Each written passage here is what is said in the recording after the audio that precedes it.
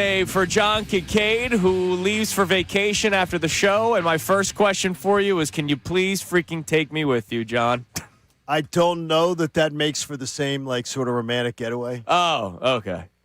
Not that you're not a very attractive man. Thank you. I mean, let that not be said. You could take me, and then I will find a way to sleep somewhere. I don't have to stay in your room. Okay. I could go elsewhere. I worry about you in a foreign country, though, you could be trafficked. Yeah, well, I think I'll be all right. I'll sleep on one of the hammocks. I know where you're staying. Oh, the hammocks are nice. Those hammocks are good. I'll sleep on one of the hammocks. The reason why I want to get away is I have plumbing issues before the show even freaking started this morning. That sucks. Yeah, and I'm not talking about my own personal body. I'm talking about flooding in my house. That sounds like fun. And I'm also talking about this A.J. Brown drama. I wouldn't mind escaping that for a week. Wouldn't mind it? Well, guess what? I wouldn't mind getting away for a week and not having to talk more about A.J. Brown, because I know all of you complain about it, and yet A.J. Brown consistently finds a way to get back into the forefront of everybody's mind. Don't you feel, though, that now, at least this morning, on February the 27th, you feel like there's a little more clarity? Yeah. Look, at least you now have a little clarity. You and Connor have a little more clarity, and I brought box lunches for you. Thank you. Little juice boxes. Because I got seats on the bus for you and the doors wide open for you two to be able to walk right on. I've been waiting for you. Well, so look, I've never denied the fact that this was a thing. You never denied it. That is correct. There are a lot of people out there that have denied that none of this was real, none of this is happening. A.J. Brown is all media-driven, and it's made up. Yes. And A.J. Brown's going to be here, and we're all going to be happy, which I wished that was the case. We all wish. Right? We all wish that winning a Super Bowl or last year the team being 4-0 was enough to make somebody happy. Oh, and by the way, what, 20-some million a year? Yeah, it helps too. We were thinking that would be enough to make somebody happy. But some people are just not going to be happy because the universe must be them in the center of it. And it's got to be them. Team sports aren't for everybody. They're not for everybody. So in case you're wondering, as you listen 2 minutes into the show, why are we talking about this? Maybe you missed it come out yesterday. Diana Russini on her personal podcast this time. So it wasn't she's in Indianapolis for the combine. So she's making her rounds, but she has her own podcast that she co-hosts with Chase Daniel, who we all love in this city. And we'll just play it and we'll react. This was Diana Russini yesterday on her podcast talking about A.J. Brown and what his agent is actively doing. Just the way Max Crosby's agents and teams are talking about that's the same thing that's happening here. So Jimmy Sexton, his rep, is meeting with different teams to just get a feel for who's interested, what this would look like. I think there's been a lot of conversations that have been happening over the last few weeks. So that's from the Scoop City podcast from Diana Russini, and I would like you to slowly explain, because there's a lot of people that will not understand, and that's fair. I get it. Not everybody understands what that means and who James Sexton is, not Richie Sexton. It's Jimmy. Jimmy Sexton. One of the most powerful agents in all of the NFL. With all the big names out of the SEC. Usually, Jimmy Sexton usually has his pick of the litter. Here's what it means. Jimmy Sexton represents A.J. Brown. Jimmy Sexton has, and by the way, I confirmed it with another NFL executive, that Jimmy Sexton has been shopping for trade offers for A.J. Brown for weeks. Jimmy Sexton is not allowed to do that unless he has permission from two people. From A.J. Brown, his client, because the agent works for the player. The agent does not do what they want to do and then tell the player. They work at the behest of the player. But they need permission from somebody else, too. When you're under contract, they need permission of the Eagles to shop for a trade. So that means for at least 2 weeks, Jimmy Sexton has been shopping for trades for A.J. Brown. That means A.J. Brown said, good, go for it. And that means also that the Philadelphia Eagles said, good, Jimmy, go for it. So what that tells you is everything you've been hearing, well, AJ wants to stay. But agent, hey, go find me a trade. Go find me a place. And the Eagles, we want AJ here. Yeah, but Jimmy, go find us a trade. Now, the Eagles will also want the best trade. Oh, right? no question. Like, this that's the isn't job. like exactly. by any means. Like Howie's not saying to Jimmy Sexton, "Yeah, sure, dude, whatever." Like, no, he's saying. I would imagine in this conversation it was, "Yeah, you can go seek a trade, and if we find one we don't like, bye. We'll keep him." Right? He's under contract. Guaranteed. He's a wide receiver of the Philadelphia Eagles as of today. He's back next year. If he wants to sit out, that's up to him. He'll lose that money. Right. Kind of like. My God, Hassan Reddick. If you can't find me a trade that works for us, A.J. Brown will be an Eagle. That's the bottom line. But the big deal is Jimmy Sexton is shopping for a trade for A.J. Brown with the approval of A.J. Brown and the Eagles. So the last 2 weeks, when you've been hearing all the, no, A.J. wants to stay. Hey, Jimmy, find me a trade. And the Eagles have said, yeah, no. We A.J. Brown's going to be here. We're keeping A.J. Brown. We want A.J. Brown.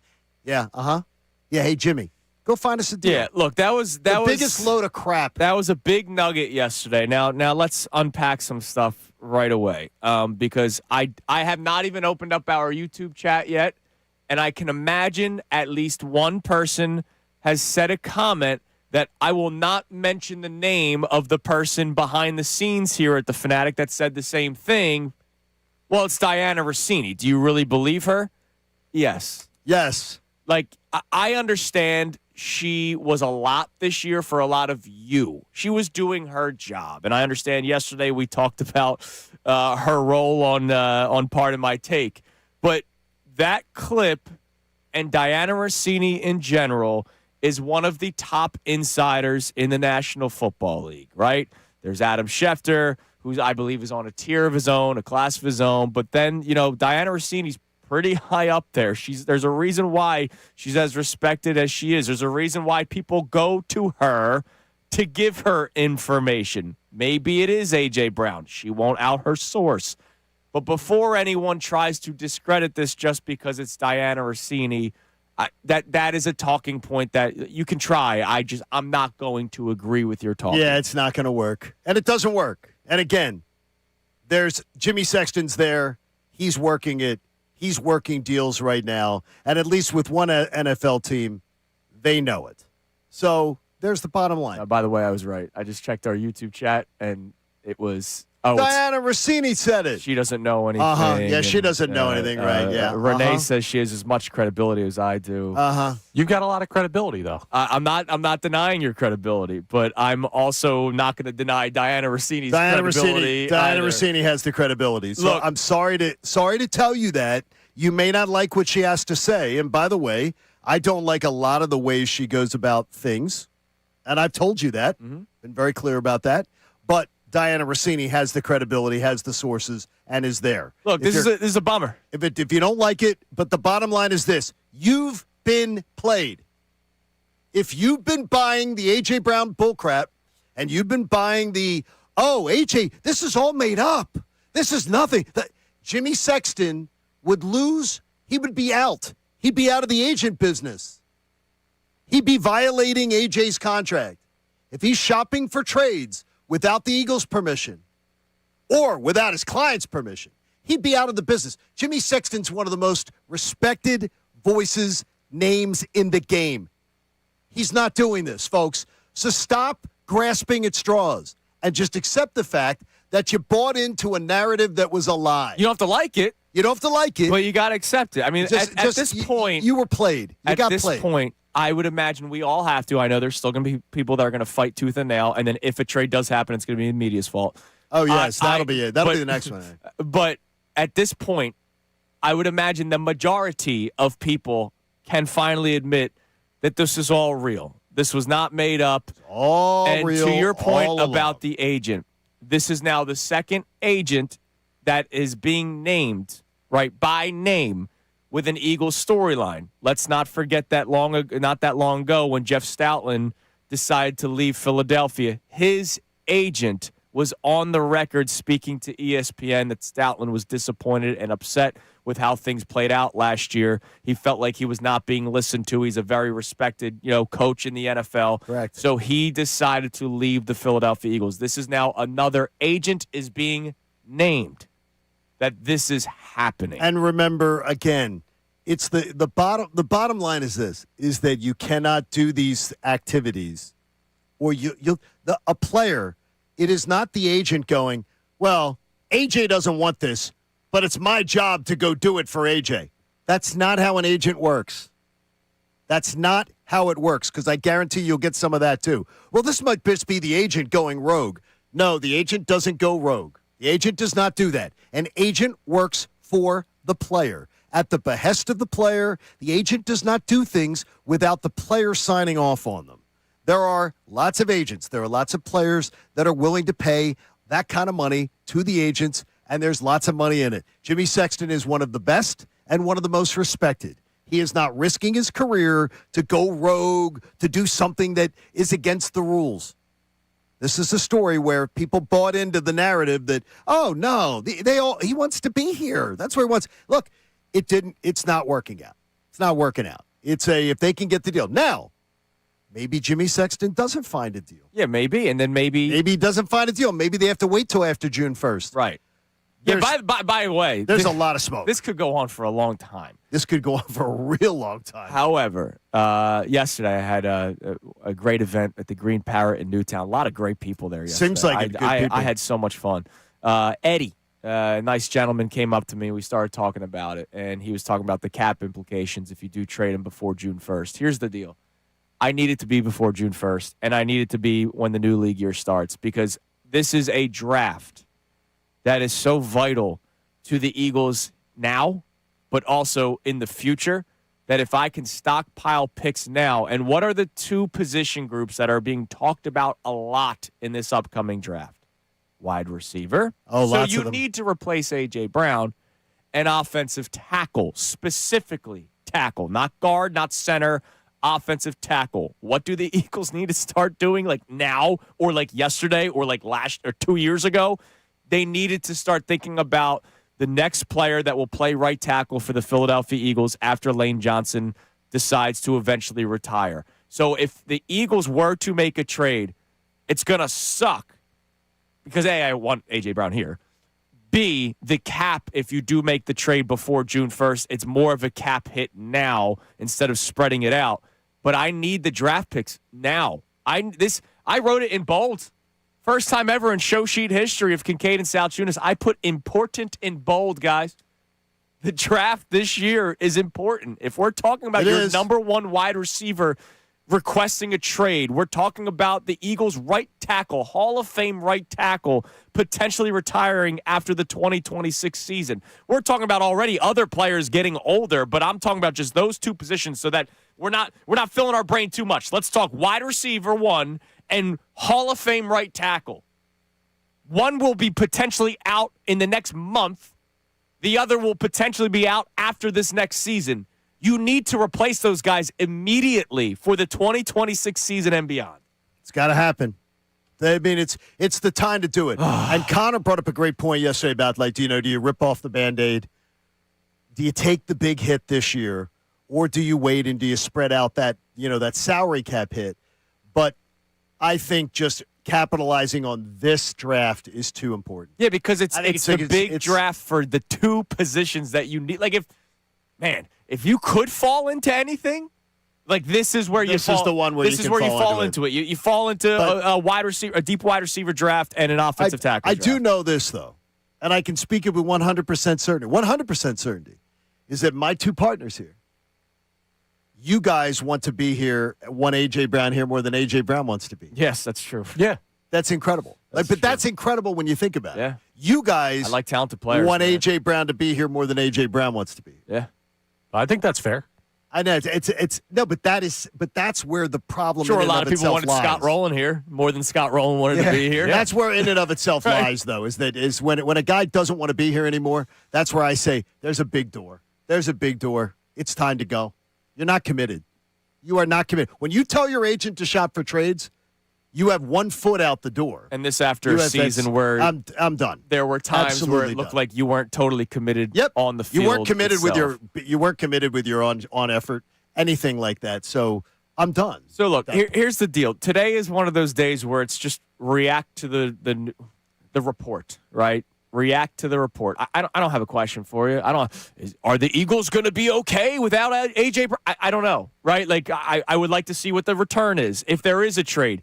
Rob Motti told us earlier this week that it would be a day 2 pick. I'm not thrilled about it being just a day 2 pick. I want it to be a first round if they're going to make a trade like that. I don't know what the market is. I know that Mike Evans is really the only quote-unquote game-changing wide receiver that is available in free agency. And this hurts the trade value, by the way. Right now that it's all getting out. This hurts everything. Unless there's a bidding war.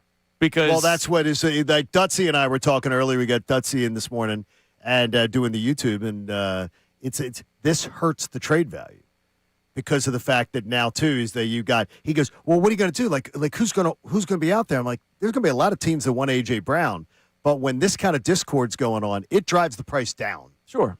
But Baltimore, Buffalo, Denver, New England. You got 4 teams in the AFC that are all championship contenders that would certainly love to have AJ Brown. Yeah. So let's react to it. All right. There's no question. There's no debate. Just unless you're still debating that it's not real, that's your prerogative. I think at this point, you're super stubborn.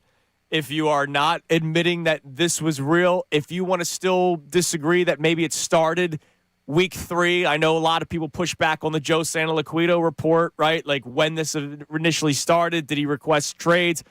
Jeff McClain has backed up that report. He didn't give the exact same timeline, but he backed up the report. Yes. Adam Schefter backed up that report. That is correct. That A.J. Brown was indeed looking for a trade or wouldn't have minded being traded during the season last year. Yep. There's a lot of angles that I can come up with this. There's a lot of questions. One of them being about the quarterback. Does this concern you about Jalen Hurts? But right now, because let's face it, if A.J. Brown wants to get traded for one reason, I don't think it's a beef. I don't think it's like some personal beef. It's A.J. Brown wants to get 15 targets. He wants to have 10 receptions. Exactly. He wants to have 100 yards. I think that's absolutely what it's all about. It's because it's stats. Yeah, I don't think he and Jalen hate each other. Like, I don't think it's he said, she said, right? Like, He wants stats. He wants stats. And it goes back to the post right after the Super Bowl, right? Like, he wants to be a big part of a team. Now, AJ, also have to say, be careful, because what if one of the teams that you didn't mention wants to trade for him? What if Todd Monken goes, man, I would No. They're one of the teams that the Cleveland Browns. Like, I honestly, I swear to you, I'm buying Bagsters. I'm getting the Bagsters. I'll do whatever. I would love to see AJ end up somewhere. like, do you want just 15 targets because you're playing for the Cleveland Browns? I want him somewhere where he can go get his 1,200 yards and go play for the crappiest team possible, because he got to play for a franchise that is a championship organization, and it didn't make him happy. I'd love it. Where's the crappiest outpost that I could find to send him to? And I absolutely would find it. I'd love it. Nothing would make me happier than to see that be the resolution to this entire mess. Find the place where you can go get your numbers, and then you can sit there with the back of your football card, and you can be happy with numbers, because a championship and being part of winning championships wasn't enough. 4-0 wasn't enough. Yeah. You couldn't wait to get to your locker after a game that you won to go 4-0 in defending a Super Bowl season, and you couldn't wait to go find some cryptic post to put up on your Instagram.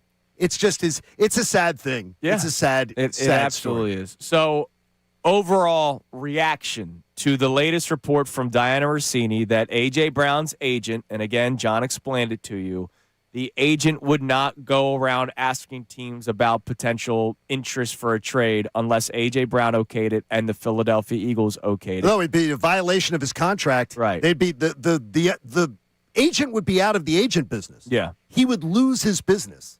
He would be sanctioned. Yeah. And the Eagles would immediately file a grievance You can't do this. And by the way, in case people are confused, about it's not the new league year yet, you can work on trades. We talked about this with the Matthew Stafford, Jared Goff deal a few years ago. That took place like in January. There was actually an agreed upon trade yesterday in the NFL. It's going down. It'll go down March 9th. Yeah, like when the new league year starts, that's when it's going to officially happen. But the Jets are trading Jermaine Johnson, who's a talented player, to Tennessee. He knew Robert Saleh when Robert Saleh was the head coach of the Jets, and now he's going to Tennessee because Robert Saleh is the head coach of the Tennessee Titans. And by the way, too, if the Diana Russini report was false, and this is something I was pointed out to me yesterday, immediately there would be a Jimmy Sexton saying this is a BS report, right? Because Jimmy Sexton would be sanctioned if this was true. Yeah. And he was doing it on his own. So let's just get reaction to it, 610-632-0975. But we also have a question off of this coming up next. We just talked about how important this draft is. Very, very important. Let's rank in order the importance of positions to target next. I don't know if we are all on the same page here. Would you package picks to move up for a player of note? Not that you have to give us the player. We'll explain it all coming up next. It is Kincade and Salciunas on this Friday, 97.5 The Fanatic. Now on 97.5 The Fanatic Sports Update. A record night for Maxey. I'm Connor Thomas, and the Sixers took down the Heat 124-117 behind a record-breaking night from one Tyrese Maxey. Now Embiid, Maxey, Edgecombe, and Oubre all had big nights in the starting lineup for the Sixers in the win. But at just 25 years old, Tyrese Maxey became the Sixers' franchise leader in three-pointers made. Brendan Watford off the drive back to Maxey. This is for the all-time record. It's good. Maxey making a three out top, and he now leads the Sixers franchise in all-time three-pointers made. Franchise leader. Great call, as always, by Tom McGinnis right here on 97.5 The Fanatic. The Sixers have now won 3 straight. They head to Boston for a big one against the Celtics on Sunday night. Flyers took down the Rangers 3-2 in overtime last night as Matvei Michkov lit the lamp twice, including the OT winner. It was a much-needed win for them as they cling to playoff hopes. They'll host the Bruins tomorrow afternoon, so it's a Boston weekend here in Philadelphia sports. The Phillies beat the Nationals 7-3 yesterday in spring training. Bryce Harper had a 2 RBI day at the plate. This weekend, we'll see the World Baseball Classic participating players leave for their country's clubs. So, hey, enjoy it while you can. Phils play the Tigers today at 1:05 p.m. The Union took down Defense Force 7-0 last night in the CONCACAF Champions Cup to advance 12-0 on aggregate. They'll play New York City FC Sunday in MLS play. Amy Fadul will join us from the 8 o'clock hour to the end of the show. I'm Connor Thomas for the home of the Sixers, Flyers, and Union, 97.5 The Fanatic and The Fanatic.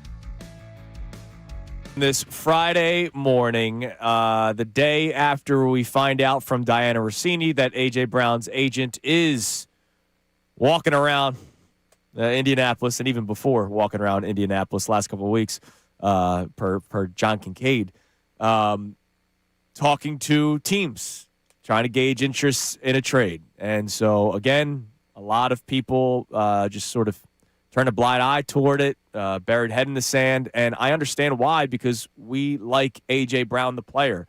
A.J. Brown got the Eagles to 2 Super Bowls. The Eagles won a Super Bowl. A.J. Brown has been a big part of all that kind of stuff.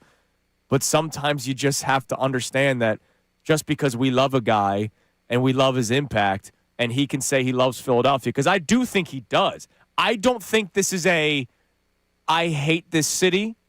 I don't think this is I hate fans. I don't even think this is a media thing, like a lot of people will eventually try to make the case that it is. Well, it's not. I think A.J. Brown is not happy with how this offense is run. A.J. Brown may not be happy with the quarterback, not as a person, but in which how Jalen Hurts plays the position, which Safely, which at the same time I do laugh at, because it wasn't that long ago A.J. Brown had back-to-back 1,500-yard seasons. Yeah, pretty much. He pretty much had 3,000 yards in 2 years almost. So I think A.J. Brown's blinded by something right now when it comes to this offense. Maybe the Patullo season literally just broke everybody to a point where it can't be repaired. I don't know, and it's not like you can learn Sean Mannion's offense until you actually do it. And I think he just wants to go somewhere where he's going to be the focal point of the offense. But if you're saying the thing is, there's only one thing you said there that was completely incorrect. He doesn't want to be here.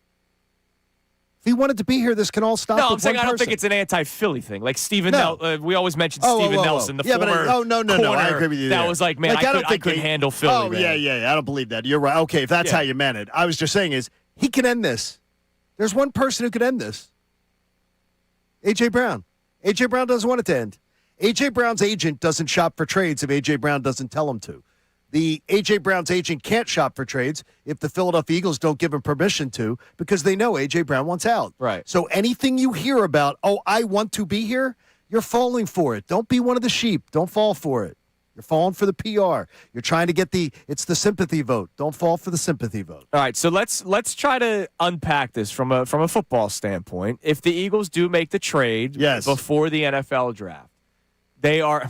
I at first was under the impression if they were to make a trade, would have an extra first-round pick. Rob Motti told us the other day that he would expect it to be a day 2 pick. Now, there's still others that do not believe that. Right. Like the folks at Bleacher Report believe it'll be a first-round pick. The folks at ESPN believe it'll be a first-round pick. So there are a lot of writers that disagree on that. Sure. Bottom line is, I've not heard anyone say 3rd-round pick, but right? Rob so under the impression of the worst return that the Eagles will get for A.J. Brown is a 2nd-round pick. That's like the impression that I'm going to go off of. And, of course, the best would be a 1st-round pick, and, maybe you get more. Who knows?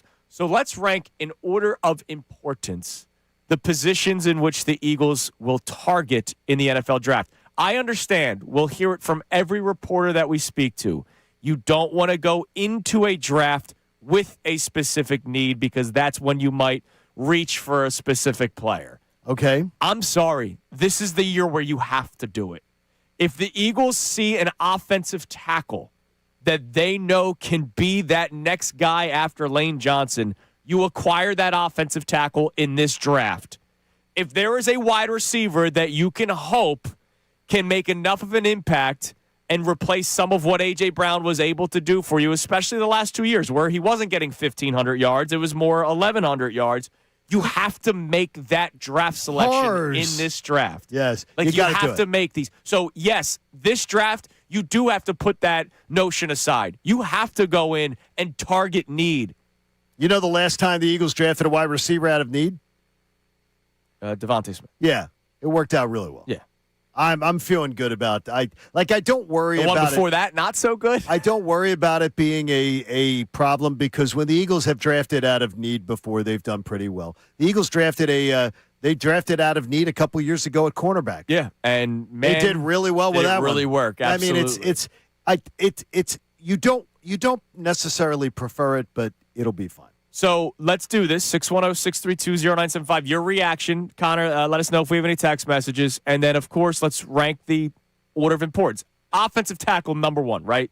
Is anybody going to dispute that? If you do, you're wrong. Everybody's entitled to their opinion, Connor. Yeah, correct. And I could say it's wrong. Offensive tackle has to be the number one position they target. And no more putzing around here. All right, like it has to happen.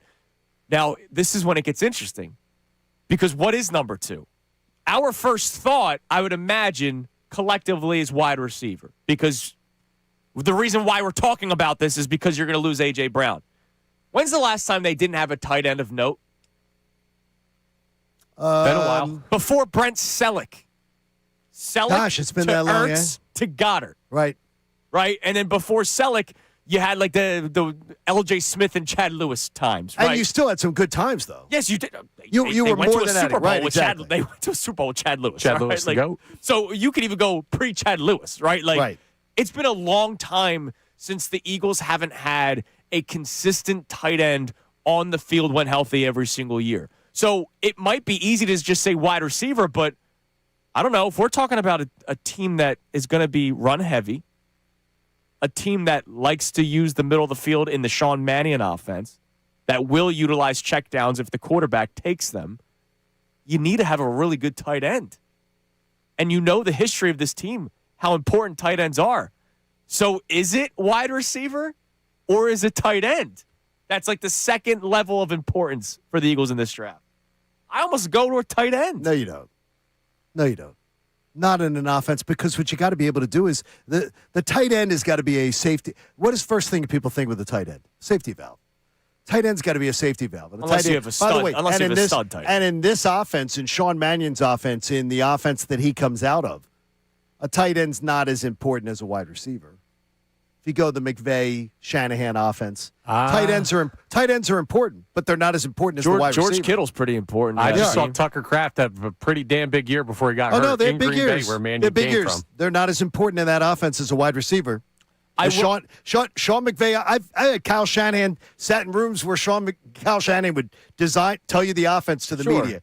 The offense, he's not going, well, let's start with the tight end. No, the wide receiver is going to open stuff up for the tight end. Yeah, but name me the stud wide receiver that Green Bay had. To Connor's point, Tucker Kraft was having a good season. They have not, as a philosophy, done the stud wide receiver unless they drafted one. They finally, Matthew Golden was the first round wide receiver they had selected in I forget how many years. Remember the whole running bit with Rodgers was they never drafted a receiver and in he the first round. And he scored 0 touchdowns in the regular season. Right. And he was pissed about it. Exactly. Rodgers, he was. But yeah, like Matthew Golden was a disappointment for them. And they utilized the tight end a lot. He also made, though, a lot of those wide receivers. Like he could make, like Brady.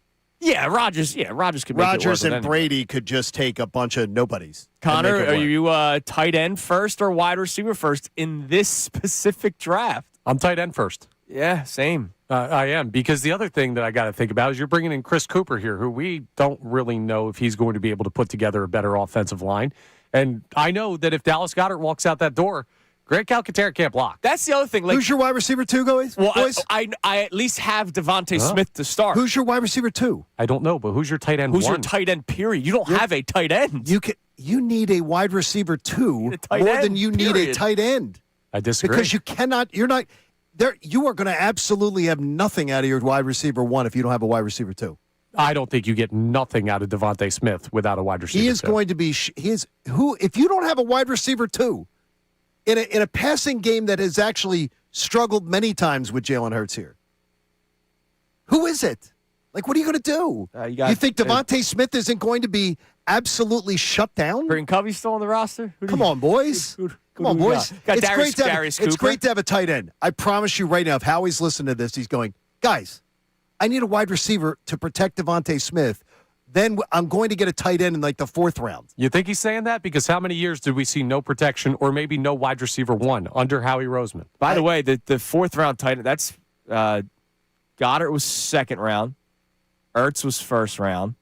I forget when Brett Selleck was drafted. God only knows. I don't know when Brett was. that was a long time ago. He's selling too much real estate now. But he was a 5th round pick, Brett Selleck. I mean, there's going to be, right now as far as their desire, you don't know that you have a wide receiver one as much as we love Devontae Smith, he's not built like a wide receiver one, stature-wise. Sure, but I think in an offense like this, he or could can thrive. he hold up? I think he can thrive. Yeah, but you better have another option. Okay. You better have a secondary wide receiver. I mean, you look at the Seattle Seahawks who just won the Super Bowl with principles that cross over with the Sean Mannion offense we're expecting. And they played most of their season without a wide receiver, too. I don't know if this is true or not. Now, this is Casey, one of our listeners. Because, John, to your point, I believe Devontae Smith has 5 touchdowns in his career in games that A.J. Brown has not played. I do not know that number to be true. He said that is what he believes, that he has 5 touchdowns in his career in games that A.J. Brown has not played. I honestly think you guys are nuts if you think that they do not need a wide receiver 2 more than they need to prioritize getting a tight end before a wide receiver in the draft. I think it would do. I think A.J. Brown's departure, absolutely, you need a physical specimen wide receiver 2. You need not a wide receiver 2. You need a physical specimen wide receiver. You need a wide receiver who is a different wide receiver than Devontae Smith, who is a freaking acrobat. Now, just saying for the text from Casey. Mm-hmm. No, it's is this because Devontae played 1 year without AJ? Remember, he was his rookie year, and then they trade for AJ. AJ Brown missed 7 games, so 5 touchdowns in 7 games. It's not. I wouldn't say that's bad. No, I'd say that's totally fine. Like I wouldn't say that that's bad. I'm not like 5 for his whole career though. In 7 games? In what? In games that AJ missed. Yeah. Like the text, No, in games that he's not played with A.J. Brown in his career. So are we? Remember, he played a year without that's A.J. What I'm trying. Played so a year without I'm A.J. Asking, then he played games where A.J.'s missed. I'm asking, did he count the rookie Casey goes season? Casey goes it is a real number from the Eagles website. That 5 games Devontae Smith without A.J. Brown. 5 games, 5 touchdowns. 5 touchdowns in his career in games that A.J. Brown has not played. All right, I'm just trying to confirm if it's rookie year. Well, no, rookie some year, of that he is. had 5 touchdowns. So Yeah, that's are what you he's mean saying. to tell me he did not score a single touchdown in the 7 games? I If that's I true, don't know. I haven't done Nerd Boy loves numbers, and now I'm going to dive into it. All right, we'll try to figure that. He says out. it comes from a piece on the Eagles website. He's trying to find it right What now. do they know? All right, coming up next, we'll get your text messages. Reaction to the latest report on A.J. Brown that his agent is seeking a trade for A.J. Brown. Also, because you're going to make the trade, I need it to be before the draft. I know that there are probably people out there that would rather wait post-draft because of the dead cap hit gets spread out. So you can answer that question as well. Do you want the pre-June 1st monster cap hit or the post-June 1st where it gets spread out? But if it's post-June 1st, you're not getting a pick in this draft. No, you get future draft picks, which might help them next year. Yeah, but I need it this year. I agree with you. Do you want it this year or next year, the draft picks? And then if you do say this year, well, let's rank your order of importance. We just had the back and forth on wide receiver versus tight end, 610-632-0975. Check the text line next. Also, update you on the winter teams. It was a nice night yesterday. Kincade Salciunas, 97.5, The Fanatic. If you're going to lie, bet on the Bet Parks Sportsbook app. I love the Bet Parks app, whether it's pro hockey, whether it's basketball, whether it's college hoops, and there's lots of college hoops in the tournament coming up. There's always another way to win on the Bet Parks online casino and sportsbook app. It's the only app I ever recommend to you. They've got all your favorite classic casino games, too, that are there right on your phone, so you can play blackjack, craps, roulette, hundreds of online slots. You want to play Triple Cash Eruption, Cleopatra, and more, you can. Plus, betting on all your favorite sports is great. You can even go into games a little bit later. Andrew rolled his eyes at me yesterday, but a little late. We're trying to catch up on everything going on in General Hospital, too. So I came into the Flyers game late. I took the Flyers last night on the money line when they were losing. Well, guess what? They won. So I made up on it. New users get up to $1,000 in casino bonus back if you're down in your first 24 hours. BetParks.com has all the details. So whether your team scores or not, there's always other ways to win on the BetParks online casino and sportsbook app. Look, you got to be 21, Pennsylvania, Jersey, or Michigan. I tell you, if you have a gambling problem, I implore you to please call 1-800-GAMBLER. Congratulations.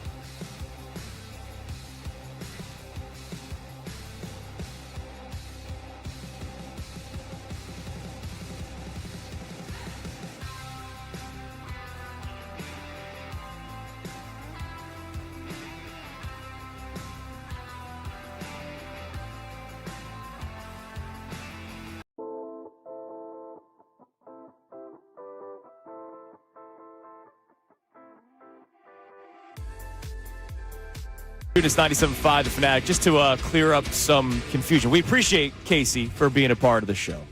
What did he say? The only what? What did he say? That's 5 touchdowns in games. That right. AJ No. Yeah. As So far as wrong though. Devontae's rookie year, when AJ Brown was not yet on the team, Devontae Smith scored 5 touchdowns that season. Okay. When AJ Brown was a member of the Philadelphia Eagles, he missed 7 total games, 2 of which Devontae Smith was also out. Remember the Tampa game a couple of years ago? Where Is that the Heat game? Yeah, The game with all the Heat. Yeah, and everyone was And also they down. got- They got their butts crushed. And they also didn't play both Week 18 and 2023 because they rested the starters. For context, A.J. Brown did not play Week 18 of this past season. Devontae did, but what did they do for Devontae Smith? Let's get him his 1,000 yards. Oh yeah, it was that one. Let's pull him out of the game. So, I don't count that one. So there were 3 games where A.J. Brown missed, where Devontae Smith played in start to finish, and he scored a touchdown in 2 of them. In 2 of those. And the other 2 games, 7 for 79, 6 for 84. So it's not like it was 1 catch for 5 yards. So what were those numbers? What were the numbers for him for those games? In the games that he did not Yeah, score, the games 7 catches. No, all the games. Like with if you have them, the games that AJ was. I at. just wrote down the games that he didn't okay. score a Okay. touchdown. 7 for 79, 6 for 84. The other 2 games, he scored a touchdown in those games. I don't think 6 for 84 is bad. No. What I'm saying, I don't think I 6 for believe 83. in Devontae Smith. I believe he could be a number 1 wide receiver if he has a very nice pairing with him. But I don't think it has to be he's number 2. I think he could be number 1. Oh no, with a good pairing. He needs next to him. have though a wide receiver with him for the. Sure. If this team's going to do anything, that brings AJ's attributes to the And table. a lot of teams need that, right? Like that's not. You're not saying anything degrading I think to Devontae no, it's not Smith. at all. No, Yeah. it's got to happen. And I do believe they will look to fill that role before they will look to fill the tight end. All right, what do we got on the text line? How are people chiming in? Whether it's reacting or actually answering the draft conversation question that we have going on. Yeah, Chucky Old School will lead us off today, and he says none of this guarantees that A.J. Brown will be traded. He asked, they said find one. If they don't get a great offer, it won't happen. Correct. It's not guaranteed. No. The point that we're trying to He wants make out though. is he is indeed interested in being traded by the Philadelphia Eagles. The Eagles have every right to say, okay, fine. If they don't get the return that they want, they say, okay, deal with it. That's why we brought up the Hassan Reddick situation. Right. Everybody knew that Hassan Reddick wanted a new deal, and if he wasn't going to get his new deal, he wanted to get traded. And the Eagles were like, okay, go find us a trade partner. And it took a while, and they eventually got one. And by the way, they will reap the benefits of that trade This year. This year, the 3rd round pick. It is not a guarantee that A.J. Brown gets traded, but No. there are a lot of people, and I'm not trying to be a D-bag about this. There are a lot of people that said none of this is real. He doesn't want to And- get traded. He wants to be here. This is all being made up. And That's not the case. that's because they fell for AJ telling them that. Well, and it's also not wanting it to be true. There are a lot of I people understand, but they fell for that AJ go telling about them. life not wanting to believe something, so they say it's not real. Yeah, but they also fell for AJ's routine the sales job that he. Oh, I want to be here. I want to be here. There's BS. Just seriously enough. Your agent's out shopping. Your agent can't shop without your permission. Yep. Bottom line. What else we got? All right, so we have a check-in on the wide receiver versus tight end situation. This texter says, John, you could be successful without a wide receiver, too. Look at the games where A.J. and or Devontae have been out, which we just kind of went through. The offense has leaned on one wide receiver and a very good tight end and a good running back. It can work. That's from Stan from Yardley. I think it can work in games. I do. Can you win a Super Bowl doing that? I don't believe so. Well, funny enough, you bring that up because Ray from Center Valley says, John, we just watched 2 teams play in the Super Bowl that none of us could tell you who's their wide receiver number 2. Come on, man. Stephon Diggs was big in his prime. Yeah, his like 6 years ago. his 5 receptions for 12 yards stat line where he was like, I'm back. Come on, Mac Hollins scored a touchdown in the Super Bowl. Oh my gosh! And he walked in without his. He walked in with the weird, stupid, like he was arrested, and he had the Bane mask on. I mean, like Weirdo. he's another one. Now he'll be on his another team next year. No, I think they like him out What there. do you think he's going to be another one? He loves the What attention. let's not get caught up on the Mac Hollins thing. What are the thoughts on like the 2 teams we just saw in the Super Bowl, the quality of their wide receivers against your point? Well, they had a wide receiver. I'm going to say they had a wide receiver. They had 3 guys They had 1,800-yard wide receiver, which takes a lot of the out of the room. Yeah, he was and then they had was a two stud. receivers that were. They had Kupp and Barner. Barner was probably third. That's their tight end. But he was the third. But he was the third guy, right? He was the third guy. Or did Barner get more? than Barner Kupp? was definitely more. Did Barner get more than Kupp throughout the season? Kupp had a really good Super Bowl, but throughout the year, had more in Barner the was year? more of an impact. Real? I don't know who had more in the year. Because Barner had a really good year. I mean, a really good year. I don't know. I would say Kupp had like 600 yards, though, right? 600, maybe something like that yards. He had a good year. And For you, Johnny. I don't know. It's what those. But then numbers also is. on the Patriots side, they weren't strong at wide receiver. They played for a Super Bowl. Kupp had 593, so you were very Okay. very Well, how close. much was Barner's? Barner had a good. Barner numbers. was 519 for 52. He had more receptions, 519 yards. Was Barner's numbers comparable to Goddard's without the touchdown? Without the touchdowns. Without the touchdowns. So Barner was like a touchdown thing. How much in the receiving game did they go to their running back?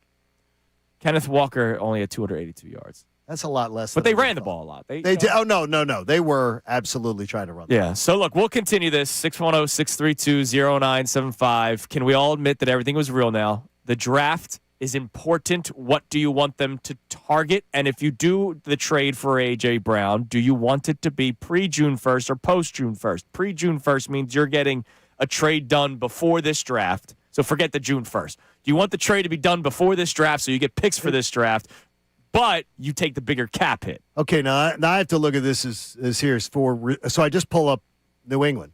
New England had one of the most balanced wide receiver attacks in the league. New England was one of the few teams in the league to have one of the most balanced wide receiver attacks, with Diggs with 1,000 yards, and they had Butte, Hollins, and Demario Douglas went for almost 500. So they almost had between their four wide receivers.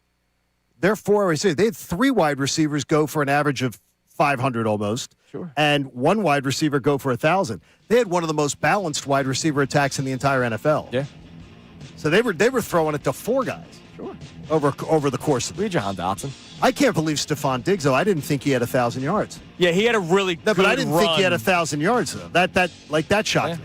By the way, Flyers, Sixers both win yesterday. Flyers in overtime. Michkov That was a great goal. lights the lamp in overtime to get the win. And the Sixers beat the Heat despite another third-quarter debacle. Tyrese Maxey breaks the record for three-pointers made in Sixers franchise history. You'll hear how it sounded coming up next. We'll get more reaction on our Eagles topic. Also, a Phillies discussion that I'm interested in because it will lead to another interesting debate thanks to our man Scott Lauber, who joined the show yesterday. It's Kincade and Salciunas on this Friday, 97.5 The Fanatic. Now on 97.5 The Fanatic Sports Update. The franchise leader. That's what Tyrese Maxey became, right on the nickname as the Sixers took down the Heat 124-117 behind a record-breaking night from him. Embiid, Maxey, Edgecombe, and Oubre all had big nights in the starting lineup for the win, but just 25 years old, Tyrese Maxey became the Sixers franchise leader in three-pointers made. He talked about the accomplishment after the game. Yeah, man, that's a blessing, honestly. I'm just happy, man. I'm blessed, thankful to both my coaches. They installed a lot of confidence in me, and, last to my teammates, man. Joel, man, he been on me about shooting 10 threes a game since probably my second or third year, and, I appreciate that, so. Always wanted to be humble, always wanted to be successful shooting the three ball at the NBA level, too. And the Sixers have now won 3 straight. They had to Boston for a big one Sunday night against the Celtics. Flyers took down the Rangers 3-2 in overtime last night. Matvei Michkov, the OT winner, has second goal of the game. They'll host the Bruins tomorrow afternoon. Phillies beat the Nationals 7-3 yesterday in spring training. Bryce Harper, 2 RBI day at the Dish. The weekend sees the WBC participating players leave for their country's clubs. Phillies played the Tigers today at 1:05. Union took down Defense Force 7-0 last night in the CONCACAF Champions Cup to advance. They played New York City FC Sunday in MLS play. Amy Fadul joins us from the 8 o'clock hour to the end of the show. This update's brought to you by WeatherBug. Get the fastest local alerts and accurate 24/7 forecast with WeatherBug. It's easy to use, so the weather never takes you by surprise. Download the free WeatherBug app today. I'm Connor Thomas for the home of the Sixers, Flyers, and Union. 97.5 The Fanatic and the Fanatic app.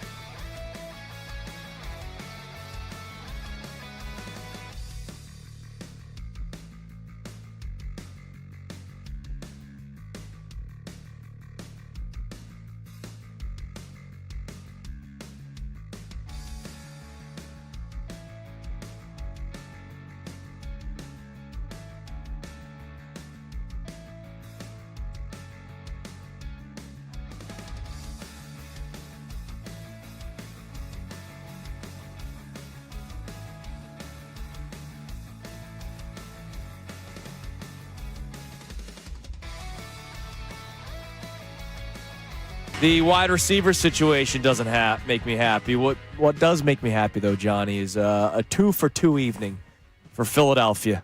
We mentioned it going into the break. Flyers get the win yesterday in overtime. They needed it, and, man, was it ugly at first. I told you I had my event at the Green Parrot in Newtown, so I was driving home during the first period. And just listen to the game. I'm like, I'm not even watching. I can tell this game sucks right now through the first period. And then the Flyers. It looked like another bad night was on tap. Urson gave up a bad goal early on, but then the Flyers fight back. They force overtime. They get the win. Now, the Rangers aren't some incredible hockey team, but, man, did the Flyers need one if we are talking about still having hopes and dreams of the playoffs. The hopes and dreams are rather lengthy. Sure. Let's put it that way. But 2 goals for Matt Vey yesterday, not just the game winner. See, that's nice. That's nice. Matt Vey just had a nice little vacation. We just needed somebody to actually show life on offense. Which is good, so hopefully that'll been a while. That'll play. It's the off. biggest OT game winner in hockey in recent memory. Yeah, exactly. I agree with you, Connor. By the way, that was the first time since February 3rd. Now, part of it was the Flyers didn't play. The NHL didn't Exactly. play. They took but 3 weeks off. First time since February 3rd where both the Flyers and Sixers won on the same day. Sixers win yesterday, as I mentioned, despite the third quarter being another just disaster. It's unbelievable how this continues. Only outscored by 8, but at one point they were being outscored by like 15 points in the third quarter until a late little push by the Sixers, and they end up holding on to win. Joel Embiid with a big 3 at the end yesterday, despite dealing with an injury, which we'll talk about later on. What else is new, unfortunately? But here's how it sounded. Tyrese Maxey setting a new record for Philadelphia 76ers franchise history, most 3-pointers made. Brendan Watford off the drive back to Maxey. This is for the all-time record. It's good. Maxey making a 3 out top, and he now leads the Sixers franchise in all-time 3-pointers made. Franchise leader. Now, there's 2 takeaways from that. One, wow, he's only 25 years old. That's unbelievable. It shows how good of a basketball player he's grown into. The other takeaway is, wow, has the game changed? Yeah. Like, a lot. Because Allen Iverson, it's kind of like the Harold Carmichael thing. It is amazing to me that Harold Carmichael is still the all-time receiving leader in Eagles franchise history, considering the way football is played nowadays, where it's a pass-happy league, and Carmichael played in a time where it wasn't as pass-happy. I know he had the Polish rifle. But it wasn't during a time where teams were throwing 40 times a game, 50 times a game. The fact that he's still number 1 is an amazing testament to him. It's also kind of embarrassing for the Eagles. Tyrese Maxey, it's amazing for him. It's also kind of embarrassing for the Sixers that it's taken this long since Iverson's retired. Now, then again, they lost on purpose for like 5 years, so none of those guys were going to make the list. It is Congratulations to Tyrese Maxey. It is weird, though, to like when you just look at the change in the game, to think that he's like a franchise that he can get at 25 years old. Yeah, and a historic franchise. Like, this isn't a team that just started. It's not like this team joined the league 10 years ago. Like, the Sixers have been around forever. It's weird when you think about it, but it tells to the state. To me, though, it tells why the NBA has lost a lot of charm to a lot of people. The game itself. That you could set a record like that at 25 or whatever Tyrese is. 20, is it 24 or 25? He's 25 years old. It's unbelievable. Do you guys want to try to figure out the top 10 all-time Sixers 3-point field goals made? Sure, why not? So you know Maxey is 1. And you know Iverson's 2. You know Iverson is 2. So you guys can play we'll do the Family Feud game. Go for That's it, the Connor. wrong show. That's just the go one that you for it, whistle Connor. every day. I go am for going it, to Connor. take process legend Robert Covington off the board. Robert Covington is number 3 on the list. Again, embarrassing for the franchise. Johnny? Just go. Come on, you got to take a guess. Just shoot. I don't know. I don't know. You don't have right. another name? You don't have a name. I mean, there's a couple obvious ones. But go ahead. If you want to go, Connor. Okay, throw. Take it, Connor. You're on the heat check. We're doing Throw Kyle Korver on. Kyle Connor, just take Korver is 4th on this I want to list. hear a guess from John Kincade. Connor, just guess. Okay. Just guess to it. You're the only one playing the game. All right. Just guess. It's just The Connor top lists 10. names. Is J.J. Redick on there? J.J. He Redick should be on the list. is 9th on Really? the list. Yes. I wouldn't have guessed him to be He wasn't ninth. here long enough because he wanted to be closer to his family in Brooklyn, so he moved to New Orleans. I wouldn't have guessed him to be 9th, though. Who was here a long time? Andre Iguodala. He is 7th on the list. Well, Joel Embiid has to be on the list. Joel Embiid is 6th There on we the go, list. John. There you go, John. Okay, Welcome to there's the my game. guess. I don't like guessing games. So you have What do you 5, 8, and 10. You will not get 8. I'll tell you now. It's Hersey Hawkins because I don't think anybody That was my next guess. I don't think anybody was going to guess. I Hersey wouldn't have Hawkins. guessed Hersey Hawkins. All right, so you have 2 more. Who else do we have on there? Let's just run through it. Assassin score. Oh my Tobias gosh! Harris Now, is that one 5th should have been all-time. that one should have been obvious. Yeah, he's been here a while. There he was. And Brett Brown told you he needed to grow a Balma. Furkan Korkmaz See, now that's is 10th all time in three yes, points sir. now that's made. terrible to me. It's an embarrassing list. He It lit is- the net on fire, baby. So, See, that's congrats terrible to to me. Tyrese. Congratulations to you, and it also shows that Allen Iverson was the best player in franchise history. After that, it's embarrassing. Man, that's bad. Furkan Korkmaz is 10th. Hey, man, kid could shoot. Surprised it. Hollis Thompson didn't make the list. All right, let's get some more reaction. Here is what we're talking about today. Diana Russini, if you're just tuning in. Diana. And if you missed it yesterday, Diana Russini on her podcast, the Scoop City podcast, said that A.J. Brown's agent is indeed working the back channels to try to work out a trade for both A.J. Brown and the Philadelphia Eagles have to allow this to happen. Yeah, this wouldn't happen without the Eagles saying, go for it. It can't. It Right, can't. like legally. Jimmy Sexton would lose his license as an agent. Right. So he would be out of the NFL. however you feel about it, because I'm bummed out by it, however you feel about it, you got to admit that it's happening because a lot of you out there want to believe that it's not true. The minute that the Diana Russini report came out, for anyone who's saying, oh, it's Diana Russini, Jimmy Sexton would immediately say, false report, never happened, that's a lie, because Jimmy Sexton would lose his license. He'd be out of the NFL. Jimmy Sexton has no problem with the report. So that means it's true. It is a true report. Damn right. That's all you need to know. And that's sad because that bums me out. Well, it's sad that we've been lied to. Sure. It's sad, so. So your reaction to the report, and then we turned it into an actual discussion. If the Eagles were to make the trade, do you want it to happen with the pre-June 1st monster cap hit or the post-June 1st cap hit where it gets spread out? But if you make the trade pre-June 1st, you're making the trade pre-draft, which means you have an extra pick for this draft where the Eagles must hit on players. I mean, right tackle is a must. Wide receiver is a must. Correct. Tight end is a must. Those are 3 really important positions, especially when you're about to start allocating your pay to the defense. Okay, DJ says, well, how can you expect to hit on these guys and expect them to come in as rookies and make immediate impact? I responded to him. Cooper DeJean and Quinyon Mitchell. Wasn't that long ago. I mean, it's not hard to see. It's unlikely that you hit on somebody where they come in and they make the impact. And I don't want that to be the bar. We talked about this with Jahad Campbell last year. We were like, don't make that your expectation. But they could come in and be really good players. They could be really good players. They could be guys that come in and you go, wow, those rookies played really well. Well, and oh, by the way, this also goes to a topic we had, I think it was earlier this week. This week's been long. About whether or not you're potentially expecting a step-back season. And I'm not. Because if you don't have A.J. Brown back, and if you don't re-sign Dallas Goedert, which a lot of people are talking about that too, you're losing your number 1 wide receiver and your number 1 tight end. There is a chance, and you're also learning a new offense. Sean Mannion's trying to figure things out.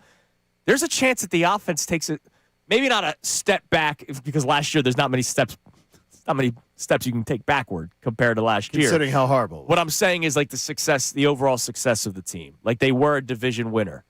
There might be a chance where, who knows? Again, they were a division winner that would have won the division at 8 and 9. Right. So they're. I mean, so winning last year's division, we really should not be like beating our chest about that. Yeah, but what I'm saying is there's a chance you don't win it this year. Oh, there is a chance. If Dallas cleans up their defense, their offense isn't going away. Correct. If Dallas cleans up their defense, look out. Okay, could you see? Do you see Dallas as a lookout team? I see Dallas as Dallas could go from 7 to 10. Yeah, and can the Eagles go from 11 to 9? No. I really don't think they can. Yes, they can. Oh, I don't. What's their over/under? 10.5. Oh, I don't think they can go to 9. All right. What if they also? The Eagles are not going to be This is not a 500 All right. roster. What about 11 to 10? Sure, they could. Maybe. And then tiebreakers. Right. No, something like that. Yeah. But Dallas then has to have everything go right, which rarely happens. They don't need to have everything go right. They need one thing to go right. Yeah, they just their need their offense is defense. set it and forget it. Okay, the +3 win improvement is huge in the NFL. It happens. Look at New England this year. It was a huge improvement for Look, New England. what did we say about the Eagles 2 years ago? If they could just make their defense go from bottom to mid, Right. we were talking about Super Bowl contention. Yeah, I like what Schottenheimer did last year. Yeah, he did a good job. Like I think That's it looked scary. I think it looked to me that he has things.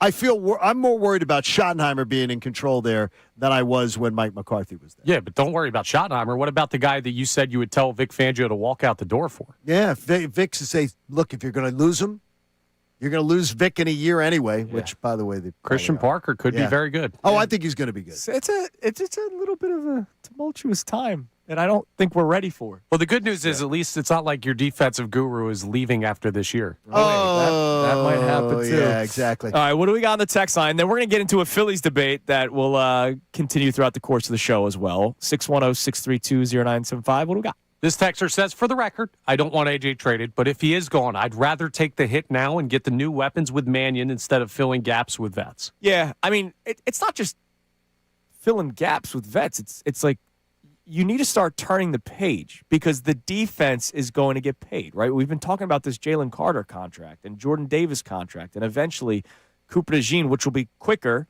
considering he was a second-round pick, so one less year than Quinyon Mitchell. All these guys on defense that we love, they are going to get paid, which means you need to hit on offensive players immediately.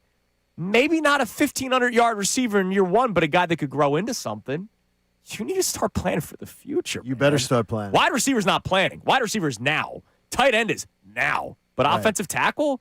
And here's the other thing. Jeff McClain on his podcast, Uncovering the Birds, the other day, talked about if they were to get a pick for A.J. Brown, a first-round pick or an early second, packaging that with your first-round pick that you have now to climb toward the top 10 to get one of the better offensive tackles in the draft. But then that takes away one of the other positions you're trying to fill a hole of. Also, too, is I was updating the looking at it yesterday, and we'll do it. I'll do it after I get back from vacation. The idea of what it takes to move up, because we're going to be thinking about that a lot. Is what can you do? What do you have with those later picks, right, to move up? If you use a third-round pick with one of your first-round picks, how many spots does that actually move you up? What would you be doing? So there could be some of that. I think this is the most draft that we've talked Eagles in February in a long time, right? Because they they were done January 11th. Right. That's certainly that's part of it. All that right. really didn't hurt. That certainly helps the draft talk. Give us one more text, and then we'll open up this Phillies discussion. All right, Bill from Harleysville is thinking even further into the future. He says, send AJ to whoever the highest bidder is, regardless of post, pre-June cutoff date. This year's going to be a defining year for Jalen Hurts. You could be looking at 2027's QB draft class and need as much ammo as possible. So I mentioned the conversation I had with my man Eddie at the Green Parrot yesterday. Okay. He was terrified of that. He's like, what if all the things that people say about Jalen Hurts is true? That he needs all the right players around him in order to succeed. We've talked about it a lot this offseason already, that next year's, this upcoming season is the last year where it's a guaranteed where he's getting guaranteed money. They could move on from Jalen Hurts next year. They could. If they wanted to, the freedom would be there to move on from him. That's like, man, are we ready for that conversation? No. And I don't believe we will be having it. So. By the way, shout out to YouTube who tried being a part of the top 10 list. Who did they come up with? Dana Barros was a guess. It's a good guess because Dana Barros is a good guess. At one point, he had the most three-pointers in a game for the Sixers. I don't know how serious Air was being because Air got me with a joke a couple of weeks ago. He mentioned Keith Van Horn. Van Horn was only here for a season. Yeah, you see, that's the only reason Van Horn would not be a part of it. Keith Van Horn was once my Facebook password. Keith Van Horn. See, that's not terrible, though. That's a good password. Who would ever think of that? Now you got to put Why numbers would and you stuff in think it. of that? No, see, I but didn't that's fantastic, I didn't put Connor. I didn't put numbers. Van Horn. Dude, Well, that that's was, dumb. That was Well, one of my that's dumb. Facebook passwords when I was younger. Well, it's dumb if you're not putting numbers. Keith Van Horn. I was like, who is gonna try to hack my Facebook with Keith Van Horn? You're a strange cat, That's a bro. great password, man. Sure it is. All right. Yesterday, you asked Scott Lauber an interesting question about his personal questions or more concerns going into this 2026 Phillies season, whether it's more with the starting rotation or the lineup, and this was his answer. You know, for years and years, it was Wheeler and Nola, and they were sort of the pillars of that rotation. And now it's questions about Wheeler, how will he come back from the surgery, and Nola, how will he come back from his worst season as a major leaguer. But you still have Sanchez and Luzardo and Painter, and Taijuan Walker is a major league pitcher, even though, you know, it hasn't been great for him here with the Phillies, but he's still a guy who's been around a long time. You can hand the ball to him and have a reasonable expectation that he will at least keep you in a game some of the time. You know, but I think that lineup really from after the top three, however they're ordered, Turner, Schwarber, Harper, there's kind of a drop-off to me. And look, I think the tell was that they tried to get Bo Bichette, you know, so they knew that they were a right-handed hitter short of being comfortable with their lineup. They didn't get Bichette. They brought back JT Realmuto, which has other benefits for sure, what he does behind the plate, what he does with the pitching staff. And that's another factor to throw into this. You know, he's back here, which means that he's working with these pitchers again. And I think I still feel good about the rotation. I think I still have some questions about where they go after the top three in their lineup to get some real middle-of-the-order production. What makes this conversation interesting, Johnny, is because I don't think there's a right or wrong answer. Did you find it? I was surprised. I completely agreed with him. So I did not. I was absolutely surprised by his answer. Because I think that rotation's paper thin. I think it is far more likely that if we're talking about this season going into the off the road, that it's going to go off the road because of the starting pitching. And the Rangers, people not talk like. I don't think people are talking enough about Ranger Suarez. People forget that Ranger Suarez signed with the Red Sox. Like I just like don't, how people forget. I believe that not replacing Ranger Suarez and thinking that Ranger Suarez is being replaced by Andrew Painter to me is just arrogance. I love the idea of Andrew Painter. Sure. I love the concept of Andrew Painter. Until I see what Andrew Painter is, and by the way, I mean months of it, do I have any idea what Andrew Painter is? And by the way, I don't believe that I'm going to believe that Andrew Painter is going to be whatever he shows me. Do I believe he's going to be that in October? Which is what we always know Ranger Suarez is. Ranger. So all of a sudden, I think the team has already taken a step back there. But also, too, I think people talk about Jesus Luzardo like, man, pencil that in. I don't think they've looked at Jesus Luzardo's career. His career has been an EKG. His career has been nothing but there's been no consistency in his career. Yeah, you're basing it off of the stuff, right? Because he does have tremendous stuff. He has stuff, and I like Jesus Luzardo, but I would not be rushing to sign him to a like the an people extension. Like, you got to get it. There have been I health absolutely concerns. would be. There's health concerns. There's too many health concerns. He hasn't put together a consistent run for his career to be able to say this is a guy you can count on. So, who else do you have long term? Yeah, but you see, that's not a good enough. Yeah, that's not a good enough answer for me to commit to a guy and say just because I can't do it. I just can't do that. So a question for everybody to chime in on at 610-632-0975 is going into the 2026 season, do you have more concern with the rotation or the lineup? Or if you would like to look at things more positively, do you have more confidence in the rotation or the lineup? I agree with Scott Lauber, and you and I talked about it on Post Show Headlines. You can check it out on YouTube every single day. Just go to 97.5 The Fanatic, scroll down to Post Show Headlines, boom, we're there. The lineup for me is the bigger concern because, like Scott said, after 3 in the order, it falls off. I am relying on Alec Boehm to experience power. That's not happening. I'm relying on Adalis Garcia to have a resurgence like we relied on Max Kepler last year. Not saying it's not happening, but I have to see it first.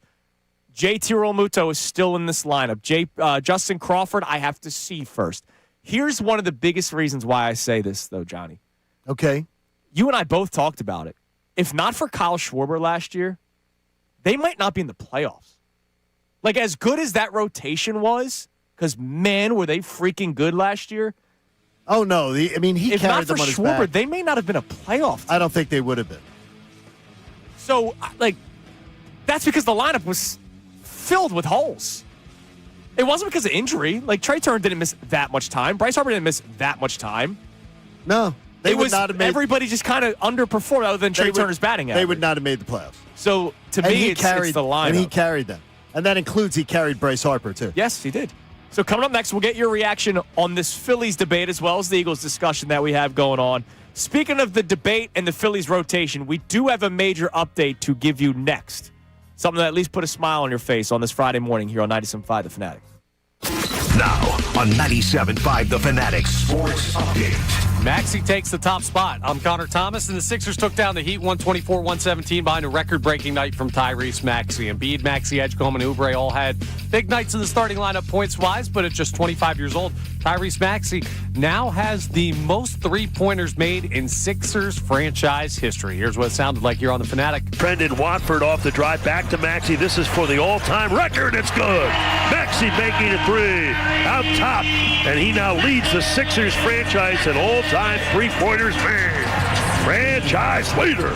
Great call by Tom McGinnis, as always. The Sixers have now won 3 straight. They head to Boston for a big one against the Celtics Sunday night. Flyers beat the Rangers 3-2 in overtime last night. Matvei Michkov, the OT winner, his second goal of the game.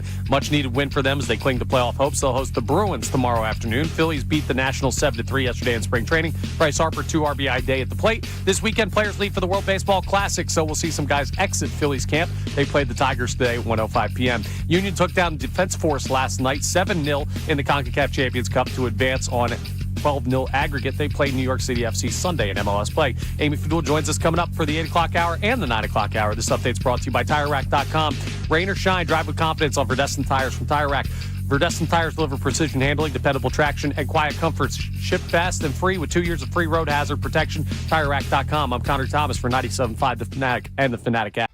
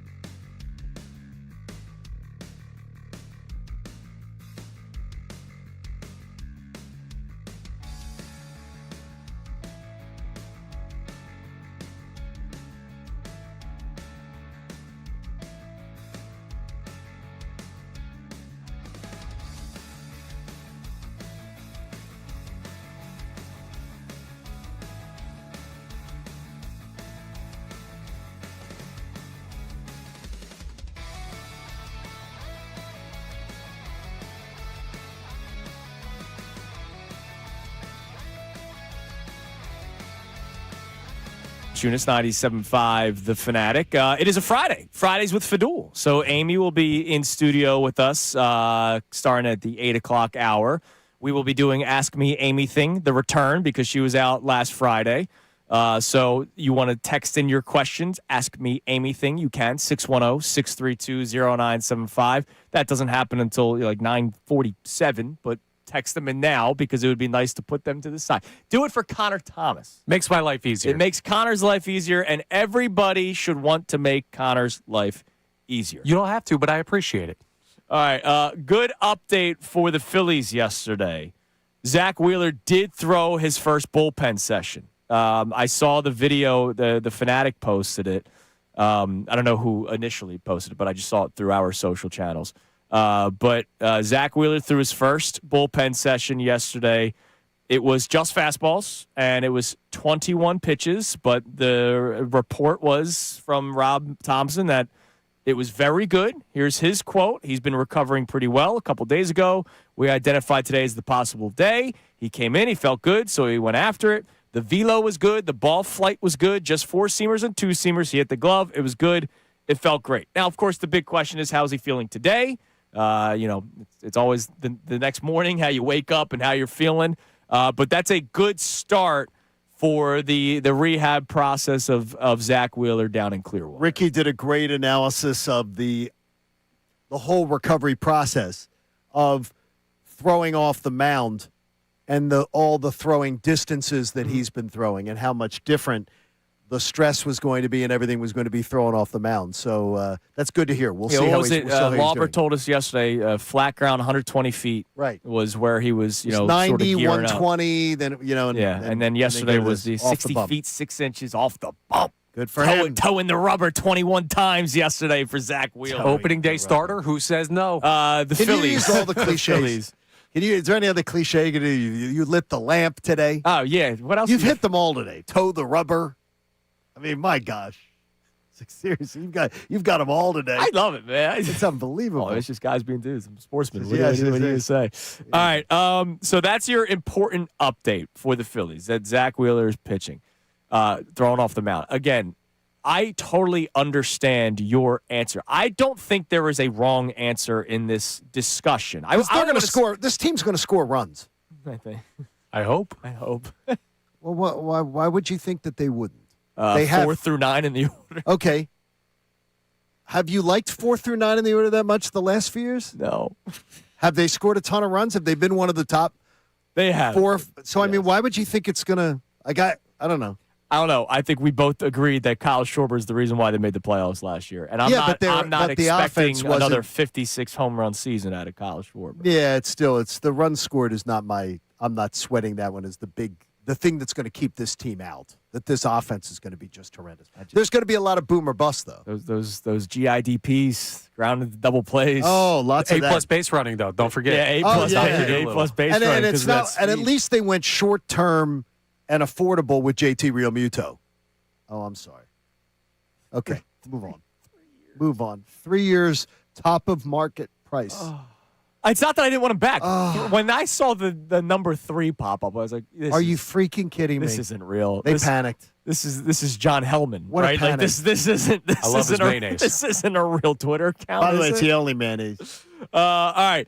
So Zach Wheeler, we talked about this with Scott Lauber yesterday. I like that people always try to look at the bright side, right? It's kind of the same thing with this A.J. Brown stuff. A lot of people chose not to believe any of the reports because it's not one that we want to hear. Like, nobody wants to hear that a player wants to leave a team that is a contender. That's the other thing. Like, the Eagles, we talked about it. Even after they lost to the 49ers, the window didn't close that day. But you have to, at some point, you just have to deal in the reality. You have to. Especially with what we do for a living, you got to deal with reality. And it's like these. AJ doesn't want to leave.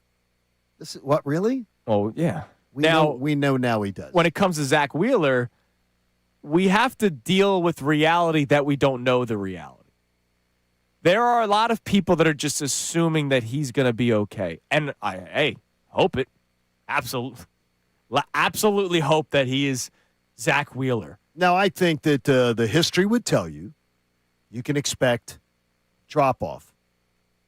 But drop-off doesn't have to be. A lot of guys that have gone through this and pitchers that have gone through this, the drop-off hasn't been that they become awful. Look, if he goes from your drop-off first has best been- pitcher to your second best pitcher Right. and you have Cy Young runner-up Christopher Sanchez on your team, okay. No question. The Like, drop-off does not take mean it.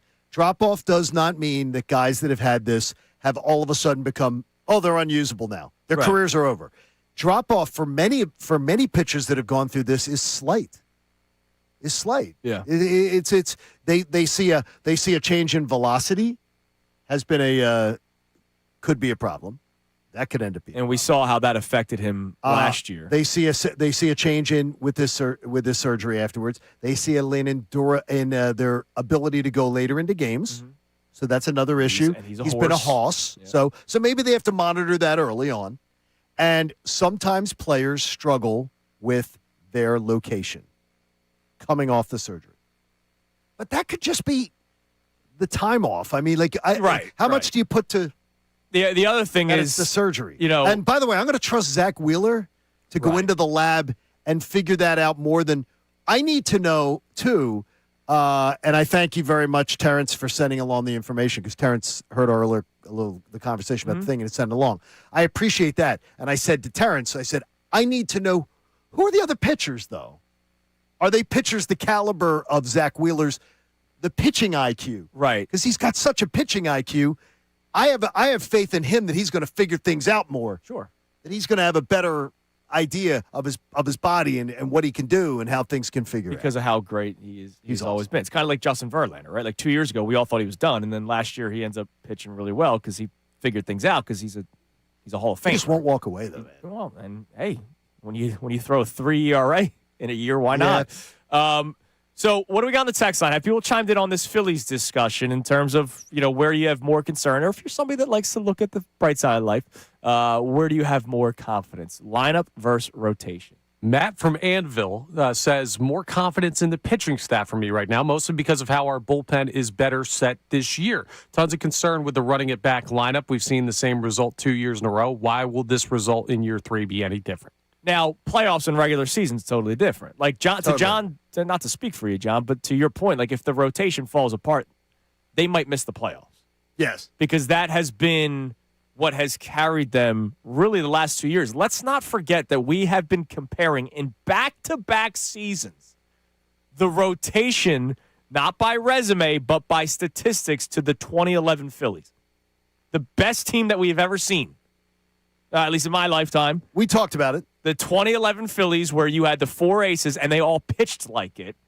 The 2024 Phillies rotation that included Spencer Turnbull, and the rotation last year, not just comparable, but better statistically than the 2011 Phillies rotation. So even if there's a slight drop off from that, this team will be fine. By the way, that was with Aaron Nola being just bad, being a dog, right? Like being bad, and we were comparing them to that team. And so if one guy's not himself, let's say, sorry for the scary theories, let's say Sanchez isn't himself because he pitched over the most innings he's ever pitched in his life last year, right? A dip. I'm not saying he stinks. I'm saying he's just not the runner-up to Cy Young this year. What if Luzardo is the guy that his career 4 ERA shows? Not that he stinks, but it's a dip. What if Aaron Nola, sure, improves from his 6 ERA, but it's still a 4? Right. Like, that's not great. So to your point, that's why I don't think there's a wrong answer. And it's the Ranger thing has me is just the one that I got to wait and see. People are so, I think everyone's been very cavalier about Ranger being gone. I think it's excitement for Painter. I'm excited for Painter. I'm very excited. Pitches Sunday. But there's nothing, we know nothing about it. I know you're going to be locked into Grapefruit League action on vacation. I will not be at all. What else we got on the text line? Kyle from Fox Chase says, my concern is the lineup more than the rotation. We have 1 through 3 on lock, but when you have Bohm, Marsh, JT, Stott, and Garcia, who I'm not confident in will be productive, I hope I'm wrong, but having a couple of positions with constant platoons doesn't sound great. Yeah, I mean, you know how I feel about that. I hate it. The Garcia thing. I'm excited. See, now the weird thing is I have strange, I wouldn't say excitement, but I have a strange confidence that he's going to not have a resurgence, but we're going to be happy that he's a better option than Nick. Here, last year. Is that No, I think it's fair. fair? Last year with Kepler, because let's face it, it's very similar. You're hoping for a bounce back. I had no faith in Max Kepler last year. Okay. None. Connor, you remember? We had many a battle. Like, I had zero faith in Max Kepler. I thought he was going to stink. He stunk until he started juicing. And then we found out he started cheating. Yeah. Like, I thought he sucked, and he sucked. I can't say that about Garcia. I have concerns that his, swing rate is worse than Nick Castellanos's, but I can also realize that he hit 30 bombs in a ballpark that is not hitter friendly a couple years ago, but this is a much better hitter friendly ballpark. I'm actually optimistic on him. I feel good about that he'll give us, because I don't think Nick set a bar really high. No. And I liked Nick Castellanos. Me too. But I think that this could be a better fit. All right, what else we got on the text line? All right, we got other stuff on the A.J. Brown conversation from earlier and what you want to see the Eagles do as far as that's concerned. Pete from Delco says the silver lining with the A.J. trade is I could see it motivating the hell out of Jalen Hurts. Oh, you think I'm a bad QB, A.J.? Watch what I do this season. Yeah, I hope that's true. Or as my man Eddie I was talking to last night, the Green Parrot, said, what if all those things people say about Jalen Hurts comes to fruition? That's a scary, I don't believe it, but it's scary. I would say to you this. A little boogeyman-ish. Here's one thing I would say to you is I've never ever, college or pros, have I ever seen a segment done on television where people have been like, let's look at segments of watching Jalen Hurts dog it. Let's question Jalen Hurts' professionalism. Never had that. Oh, quarterback's a little different. Yeah, no, but never seen anything. Jalen Hurts, one of the hardest workers always. Never a question about that. I'm not worried about that. Whereas I know I'm going to be subtracting somebody who we have had that conversation about. Now, this includes his rookie year, or his first year as a starter. In 34 games without A.J. Brown, Jalen Hurts has a passer rating of 87.5, so doesn't change the world, but not horrible. A little over 5,000 yards passing, 28 touchdowns to 15 picks. Okay. Again, that includes his first year where it wasn't that great. We'll see. All right, coming up next, we have today's headlines with Connor Thomas. Also, we're going to get into this more later, but I want people to help John Kincade with something. Uh-oh. It is Kincade and Salciunas here on 97.5 The Fanatic. Spring training's underway. The Phillies.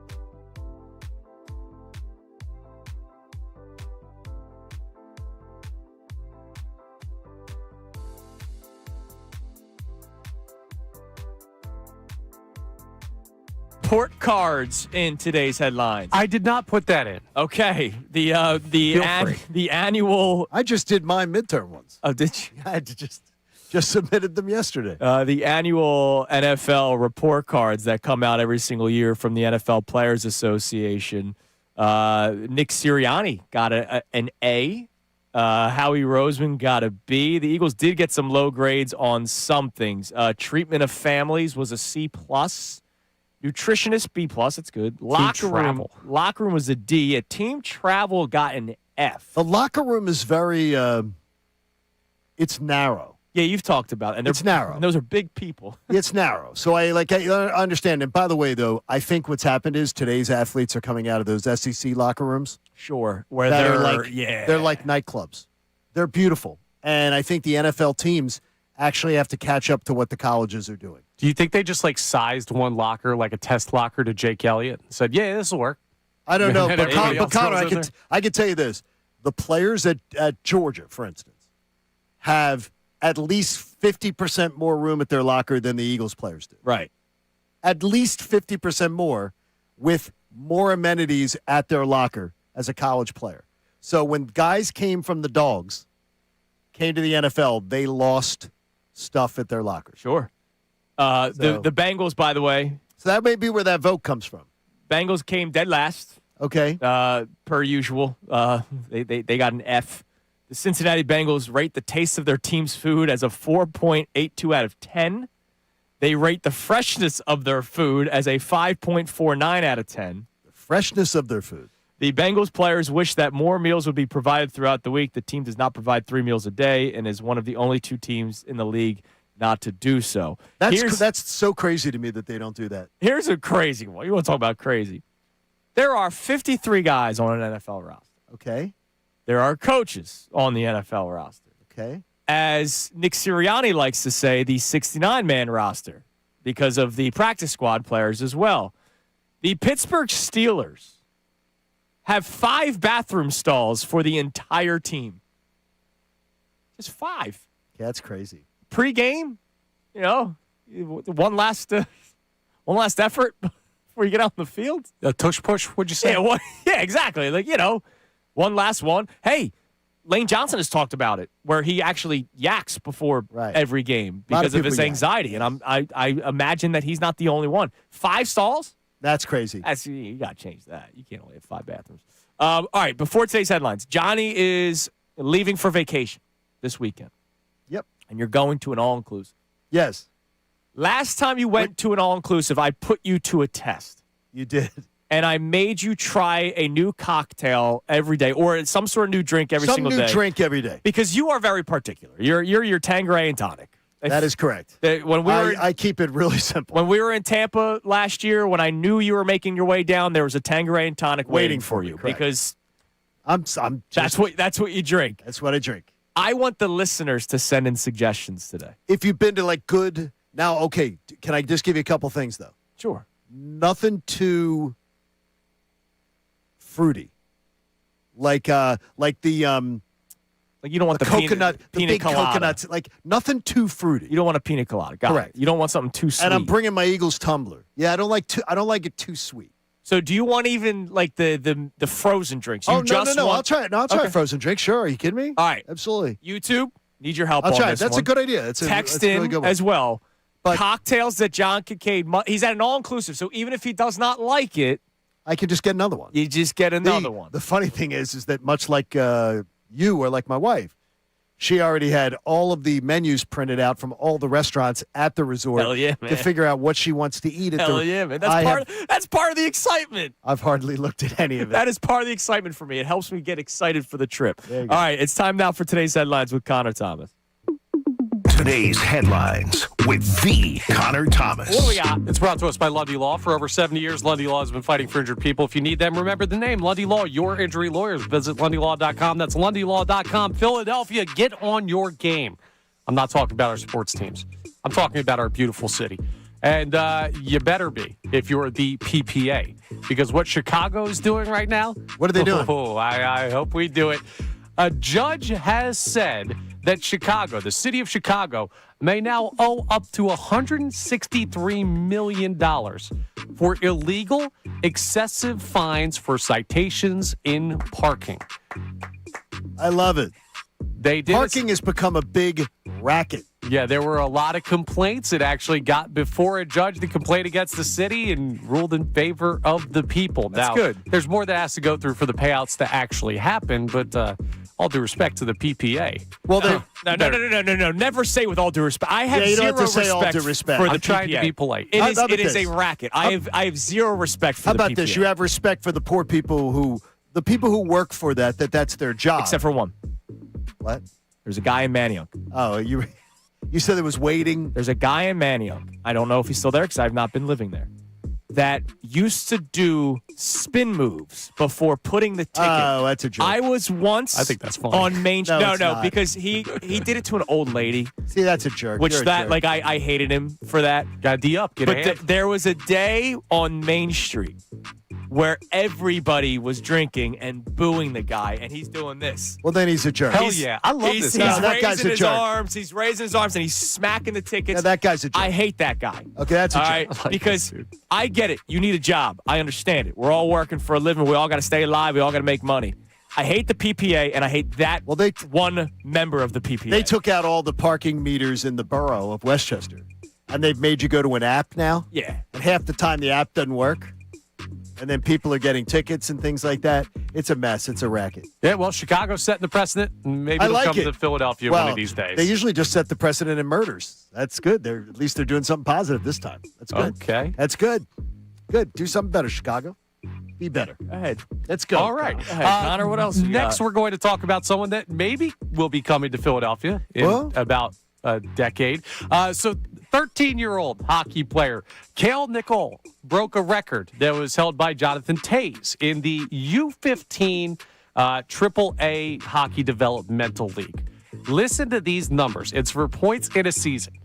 32 games played, 86 goals, 55 assists for 141 total points. Just like, what is going on in this league that he's able to score, Well, 3 times a game? And who's the coach? Like, who's the coach that's, like, not spreading it around? at No, that it's a point? great coach. What do you mean he was the coach? No, it's not a great coach. Why do you got to spread it around?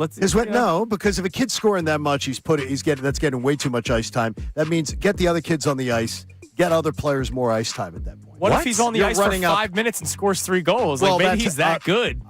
Guys, that's not how he's getting that many points. This ain't Little League. It's not everyone That's has not- to play. That's it. Those things you're trying to develop a team. That's what that is. That's way too much of one Trying to kid. develop a first-round pick. Sounds like this kid's it. No, he's that's only it. 13, but future flyer? Yeah, Hey, I'm all for it. We need offense. bring him home. We need offense. Don't introduce him to Cutter Goat yet. We need offense. No, definitely don't. We'll also round out with this. I hope my sister-in-law is not listening because she's a proud graduate of St. Joseph's University, and the Hawk will never die. But the Hawk apparently will also never be respected, according to Steve How will Donahue, that be? their head, who's upset about the way that the A10 is looked at in the landscape of college basketball. We're the 7th best league in the country, and people are only talking about one team.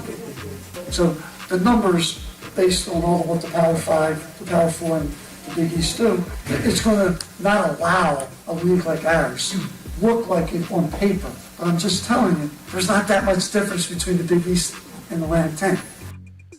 Come on now, Steve. Come on now, Steve. He tries to make the argument we're the 7th best league in the country and then compares it to the Big East. You know, St. The Louis. Big East? Shout out the Billikens leading. VCU, solid team. The Big East, did he say that? George Mason's pretty good, I guess. George Mason had that nice run. Come on now. Who's surprised St. Bonaventure isn't in the tournament? I know Steve Come Donahue on is. now. Woj, right? Isn't Woj with the Yeah, Bonnies? dude. Isn't that his Yes, he squad is. now? Yeah. But, like, come on, man. You got to know your standing in life.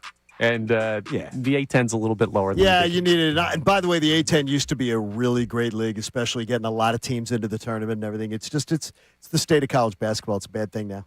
It's a shame. Well, no, I wouldn't say the whole state of college. This has actually been a really great. No, it has been, season but, of college basketball. college basketball has seen its everything decline.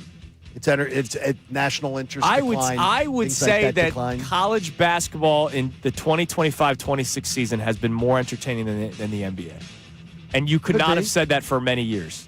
For many years, it did dip because the one and dones and everything. This is the first time in a long time where college basketball has actually been There's been really some interesting stuff. It's just college basketball has seen, compared to college basketball, the college basketball you grew up with was a huge decline from the college basketball we grew up with. It's just been the state of affairs, unfortunately. Well, joining us next in studio for the main of the show, speaking of college basketball, Kentucky proud, Amy Fadul joins us for the remainder of the show. Shout out YouTube. I've already been writing down. Oh my gosh! All the drink options. They want to get you drunk. That's fine. I'm going to get you. I don't have anywhere to drive, so that's all right.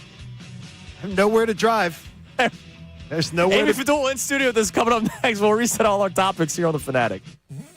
Now on 97.5 The Fanatic Sports Update. Maxey passes Iverson. I'm Connor Thomas, and the Sixers took down the Heat 124-117 behind a record-breaking night from Tyrese Maxey. Joel Embiid, Tyrese Maxey, VJ Edgecombe, Kelly Oubre, all big nights in the score sheet. But Maxey, of course, the biggest mark of them all, passing Allen Iverson for the all-time three-point lead in Sixers franchise history. He talked about it after the game. Yeah, man, that's a blessing. Honestly, I'm just happy, man. I'm blessed. Thankful to both my coaches. They installed a lot of confidence in me, and last to my teammates, man. Joel, man, he been on me about shooting 10 threes a game since probably my second or third year, and I appreciate that. So. Sixers have now won 3 straight. They head to Boston for a big matchup with the Celtics on Sunday night. The Flyers took down the Rangers 3-2 in overtime last night. Matvei Michkov, the OT winner, part of his 2-goal night. They host the Bruins tomorrow afternoon. Phillies beat the Nationals 7-3 yesterday in spring training. Bryce Harper, a 2 RBI day at the plate. They play the Tigers today at 1:05 p.m. This weekend is when folks will head off to the World Baseball Classic teams that they'll be a part of. And the Union took down Defense Force 7-0 last night in the CONCACAF Champions Cup to advance 12-0 on aggregate. Yeah, they smoked them. So they'll advance there, and they also play New York City FC Sunday in MLS play. Amy Fadul joins the guys next. This update is brought to you by Uber Eats. You hungry? Good thing Uber Eats has a great deal waiting for you at Lascala's. From now till March 31st, get a buy one, get one free deal on Rigatoni Vodka on the app. Order now, only on Uber Eats. Terms apply. See app for details. I'm Connor Thomas for the home of the Sixers, Flyers, and Union, 97.5 The Fanatic and the Fanatic app.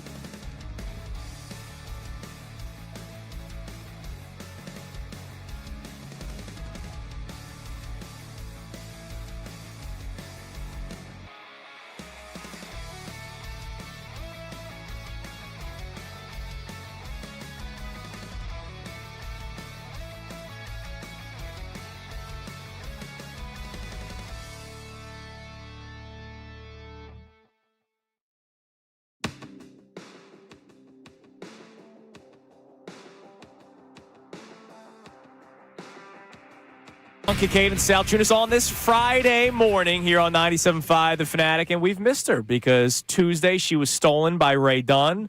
Last Friday, child sickness? No, it was Cristo Ray, wasn't it?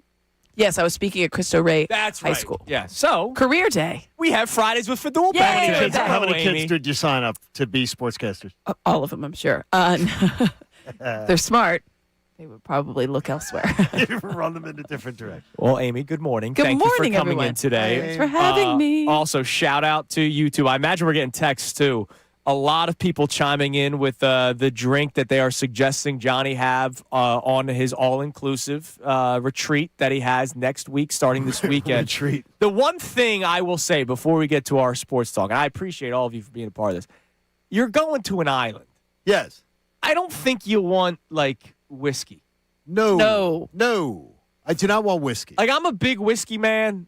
I know you No, want. I The think thing is, too, I don't want whiskey over, I don't want whiskey Clear over. liquors are what you're looking Never for. a bad I don't time want for whiskey over 50 or 60 degrees, honestly. See, I don't mind that. I know. yeah, I hear you on understand. that. You know, Yeah. and you know, Yeah. but in the South, they're very. I mean, sorta- bourbon is delicious at all times. Now, of if you the go year. to like the nice, because every resort has like the nice Oh, restaurant. they have a Yes. good. Yeah, they have a nice steakhouse. Maybe They at have a nice- night you do the I'm not bourbon, having a but like bourbon. outside of like you're sitting by the pool. No. And I'm bringing my. not I got my drinking Eagles bourbon, tumbler man. too. I'm bringing the Eagles tumbler, so they can put the frozen drinks Yeah. in the tumbler. So if I have the frozen drink, I'll bring I'll in give that. you some of these as we That'll be great. as we I continue. appreciate the input. Yeah, a lot of Thank people. you. A lot of people are a part of this. Thank you. Amy, all right, we'll start with AJ Brown. What else is new? Hey. It's been people have been relatively okay with it because I think people are starting to realize that it is real. We're not trying to do any gotcha stuff. We're not trying to cause any fighting here. But for the people that have been burying their head in the sand with the A.J. Brown stuff because they may just not have wanted it to be true. And I understand that because, hand raised, I didn't want it to be true. I like good players. So I want A.J. Brown on this team. You like 1,000-yard receivers? Yes. Fun. Yes. Good analysis there. Amy. Yeah, Glad we- it's glad we really had good you. insight right in there. each of his 4 years with the Philadelphia and the thing Eagles. is, it's just not to sidetrack your thing. Go back to not even 5-10 years ago, how many 1,000-yard receivers this Eagles team has had? It's many. not a lot. Not many. It's not a lot. Earlier today, we were playing the congratulations Tyrese Maxey game, but it's also embarrassing for the organization game. Well, I will say that there is one thing. The caveat is that the three-point Right, shot it is is changed. much more prevalent. Yes. It But is an changed. interesting note for that. So Kyle Korver is 4 on the list? Fourth or fifth, yeah. He's also top 5 on the Hawks list.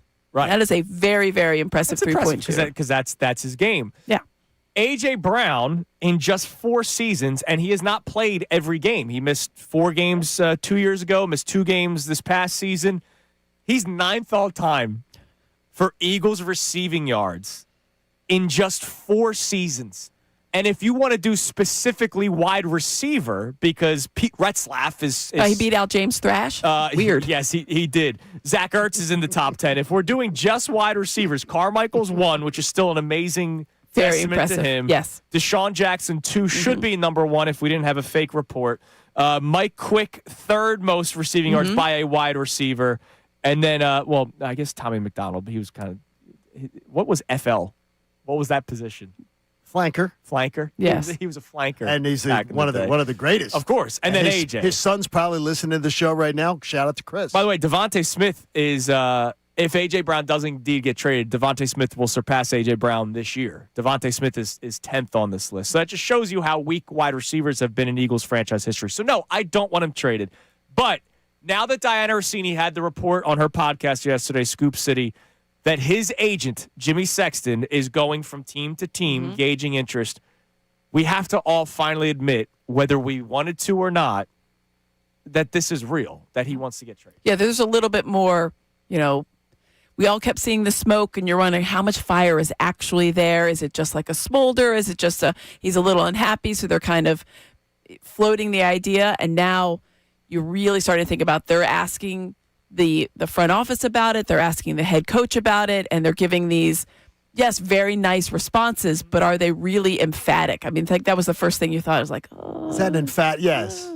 I think the overriding theme is no, they don't want to get rid of a 1,000-yard receiver in every year that he's been here. Right. But is he unhappy? Are things maybe going to go south again? Do you worry about some of the issues that he has created in the off the field kind of vibe? On his own, because that's Right. another thing. It's, And I will you know say, it's going to break, and people are going to say there's going to be something with the subtweeting and the social media posting and whatever else. I will say that when you hear from the players in the locker room, he is exceptionally well liked. It's not like people view him in the locker room as like a Correct. bad dude. They like him. People like production. They think he's a good guy. I think that he has. It's almost like how Kevin Durant just can't help himself sometimes with the social media. Just you got to let it go. But I think that they worry about, is it worth all of that headache for what we're getting? I mean, and the answer overridingly is going to be yes for the most part. But I think that there is definitely some thought process of like, well, if we could get something back and we wouldn't have to worry about it, maybe we should think about it. Well, the big key is Jimmy Sexton cannot shop him without permission of the client, which is A.J. Brown. Right. And the Eagles. Yeah. The Eagles have to give him permission to shop for a deal. So this is a A.J. Brown production. Yeah, I mean, I don't think that's. I mean, of course, AJ probably is at least he wants to see where he might be wanted more. I think the glowing and very, very high praise from Mike Vrabel was one of those things you were like, oh, and Mike Vrabel, they have a good relationship going back to Tennessee. That trade should have never happened. How many times in the past 4 years have we been like, remember when the Titans gave this guy to us, gave him away for nothing, and then they gave away their Super Bowl coach in Mike Vrabel, which is good luck, Tennessee. Oh, and Derrick Henry. It's shocking that they haven't really gotten back up there. Yeah. But I feel like for them, it's they have to do their due diligence. And here's a guy that's clearly, as John mentioned, is interested in looking elsewhere. So if he's not happy and he wants to go elsewhere, let's at least see how much we can get. You got to at least think about it and see what the value is out there. So our question today, because it can't always be just about AJ. Right? Because we will all lose our minds. Trust us, we are also growing tired of it, but it's the story, so we talk about it. If they were to trade AJ Brown, do you want it to happen so that they get picks in this draft, but that means the bigger cap hits? Or do you want them to wait for the post-June 1st, you miss out on the draft picks for this year, but the cap hit gets spread out? I think I'm going to go with the latter rather than the former. I like the idea of kind of spreading it out. I think that the what they're looking for in the draft, they can probably still find without any extra. I don't think that there's a wide receiver that they really need in that first round that they're going to need to get all kinds of draft capital and move up and go crazy. I think that they should be able to find. Listen, they have Devontae Smith. That's a really nice thing to have as another one receiver. That's the beauty of it. I think always they were going to probably target some kind of receiver because they don't have a third receiver. They have to target a tight end, especially in the offense that they're going to run. I think that was probably not a question if they try to get one a little bit later and they still have those draft picks. But I think the cap hit for what they're trying to do going forward for this team, I feel like that's something Howie Roseman always focuses on. It's like, I need to pay these guys this, this, and this. I need to work the cap. I need to have this kind of flexibility when it comes to money under that cap. And I feel like that's something that would be a little bit more judicious for them to do. I need it now. Of course you do. I need it now. Of course you do. And I get it. Because you think it's like a window? What? Well, here's the thing. This draft is imperative for not just now, but the future, right? Like, no more putzing around with the Lane Johnson replacement. Like, well, that's happening. And don't give me Drew Kendall and like 5th and 6th round picks. Like, it's got to be first round offensive I think they know tackle. that, right? Yeah. So they know that. I think it's this year. So that's one of your first round picks, which you do have. You have a 23rd Correct. overall. You need not only a wide receiver to replace A.J. Brown, maybe not all of A.J. Brown, but you need some. You need a human out there. Jahan Dotson's not going to, he not has gonna to be re-sign here. Right. B, he's not going to all of a sudden become A.J. Brown. You also need a tight end. You have to get a tight end. Whether Dallas Goedert re-signs or not, and signs are pointing to he's not, you and the Eagles they draft tight end high. So right now you have a first and a second. If you could pick up another first through A.J. Brown, or if it's a high 2, I can fill 3 of key spots, tackle, tight end, and wide receiver. In the first 2 rounds. In this draft. True. That's why I need it now. Yeah, but I don't know. I just feel like that's not something that this front office would do. It's not. They could. They could. Howie Roseman does love a splash. We've seen that, and he loves draft day splashes.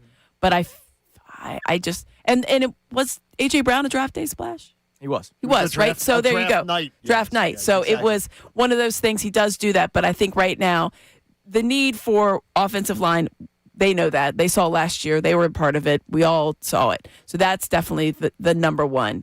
Tight end, because you don't have one, is very imperative, but also because of the offense that you're running. A tight end is a huge feature of a Sean McVay style, whether it's completely like whatever iteration of the McVay type of offense you're running, which Mannion does run, or is seemingly going to run. Tight end, hugely featured. So much that you probably need two. So I think that's your second best need. I just feel like you could get a wide receiver that's valuable for you a little bit later on in this system that they run. That's just me. When I don't think that like a Puka Nacua is just going to be hanging out down there in the second round. Right. We were debating this earlier. Would you rather, like we did the order of importance. Tackle, we all agree, is number one. Like that's the guy that you're targeting first. Yeah. Wide receiver versus tight end second. Connor and I were team tight end. Johnny was tight end for team me. Wide receiver.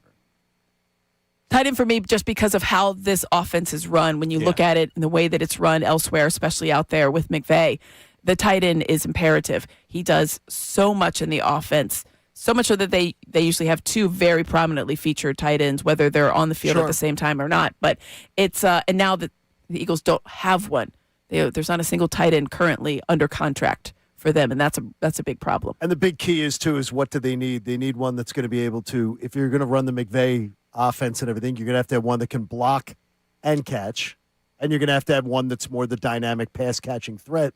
So you're probably that's why none. I mean, honestly, none. like Dallas Goedert would be really good in this because he'd if be he's good in the offense. His possession ability, the way that he's able to go over the middle, that he was had the most touchdowns last year for the Eagles. That would be the kind of a similar type of vibe in that regard. But they were utilize him just even more, if you could believe it. If his offers aren't out there, like last year, they let him hit the market. The offers weren't there, and he was able to come back. Yeah, I think they're going to be there this year. I don't know, but Adam said the other day to us, he thought the extra cap money was going to make it. With more cap money, was going to make him that Dallas Goedert was going to be able to be grabbed by somebody. But 2 years probably could happen.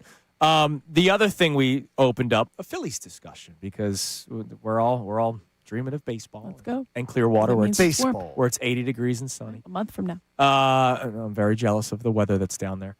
Where do you have more concern, the rotation or the lineup? The lineup.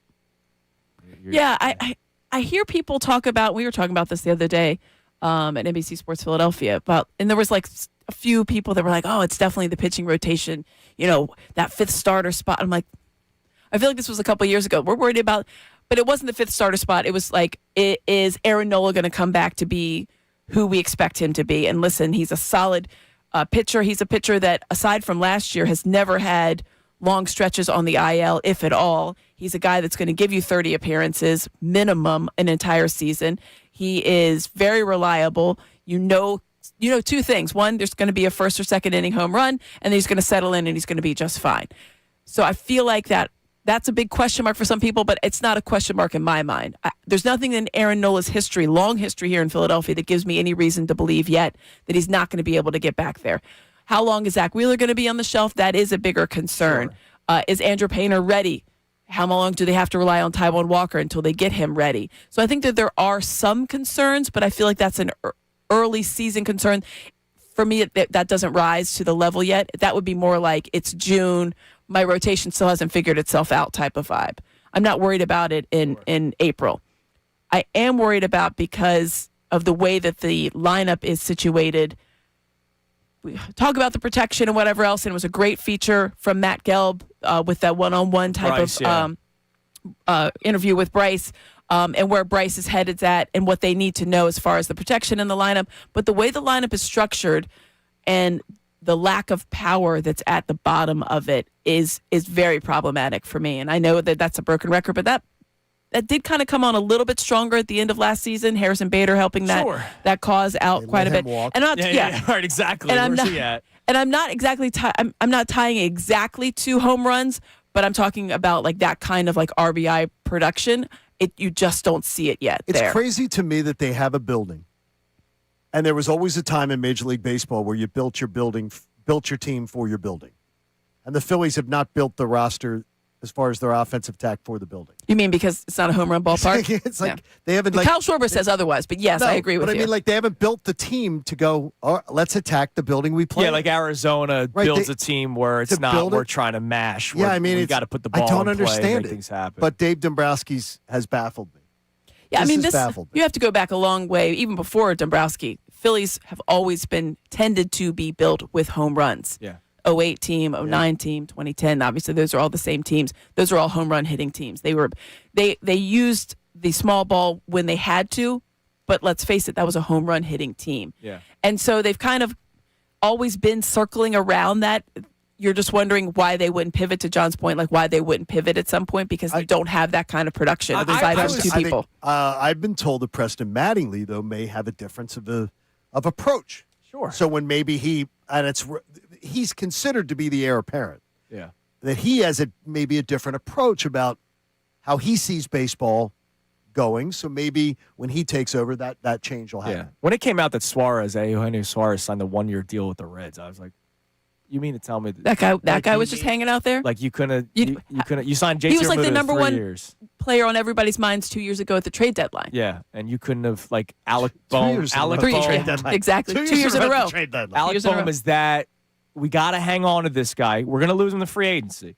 Because I get it. Dave Dombrowski's tries to trade him, didn't get what he wanted back because for him. Because he degraded the asset that he had. So now you're going to lose him altogether in free agency, and you're just going to hope that he has a great contract here. Like, that's what you're hoping right now. Yeah, I will say that while they degraded the asset in Castellanos, I think Bohm did that himself. His antics on and off the field, I think they tried to like hide some of that, or not hide some of that, just they tried to like quell it, and he couldn't get out of his own way. Here's the only thing, though, and there was one thing that Tim Kirchin said when he visited with us on one interview.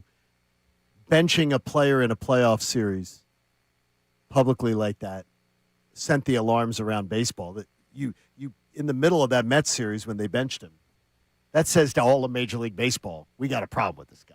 You play him all year long. You don't bench him all year long. And after one game of the Mets series, you decide to publicly bench him. You make a big statement like that on the big stage. Every team in baseball sees that, and you're like, that must be a major problem. Yeah, I mean, I think you probably thought that ahead of time, and it probably just reinforces it. Like, right. Hey, something's going on with this guy. And it's like, they just benched him. Oh, okay, well, I think that's probably, you're hoping and they benched him for 4 innings.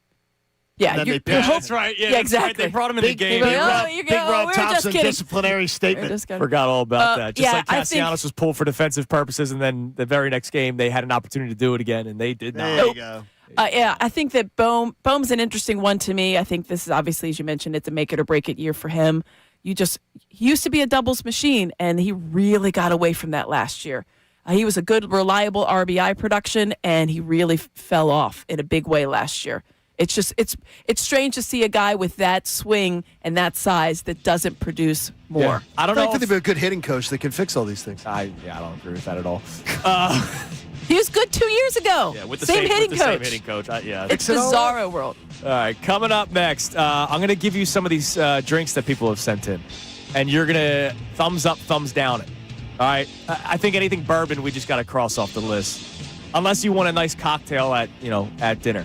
But also, Sixers played last night. They got a win.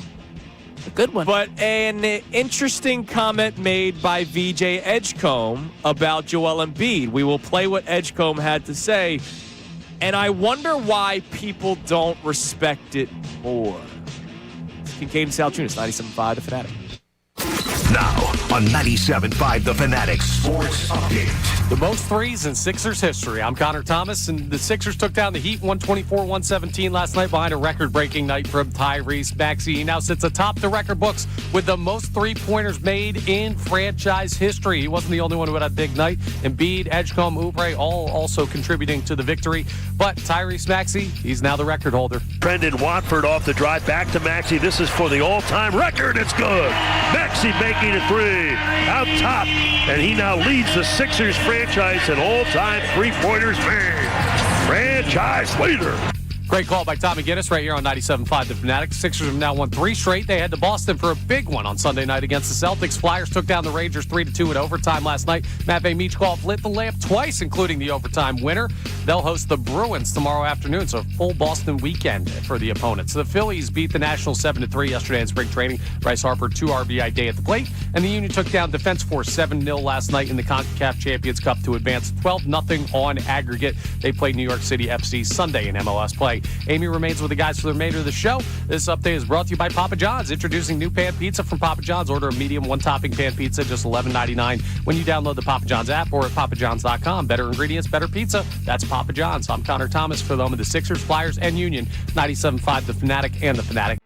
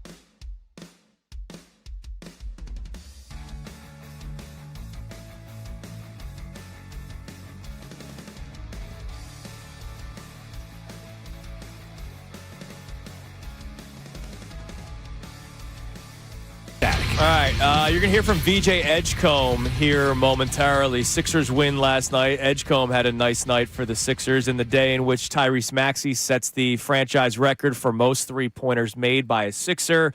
Joel Embiid was out there, and he was dealing with injuries. Embiid, though, still 26 points, 11 rebounds in the effort. Sixers beat the Heat. Sixers now just one game back of the Toronto Raptors for the 5 seed. So this is why we keep on saying, don't ignore what's in your rearview mirror. Mm-hmm. But if you also look ahead, like, are the Toronto Raptors a team where you're like, oh, there's no way you're going to catch them? That's what I mean. Like when you guys we were here like a couple weeks ago and we were talking about this, like there's no one in the East that I'm like, wow, no, that team's going to blow everyone else out of the Cavs water. Will be hard there's to good. catch. There's good. The Pistons are good. The Cavaliers, I think, are good. Now James Harden, though he's been injured a little bit, they're going to start to kind of like rise up a little bit.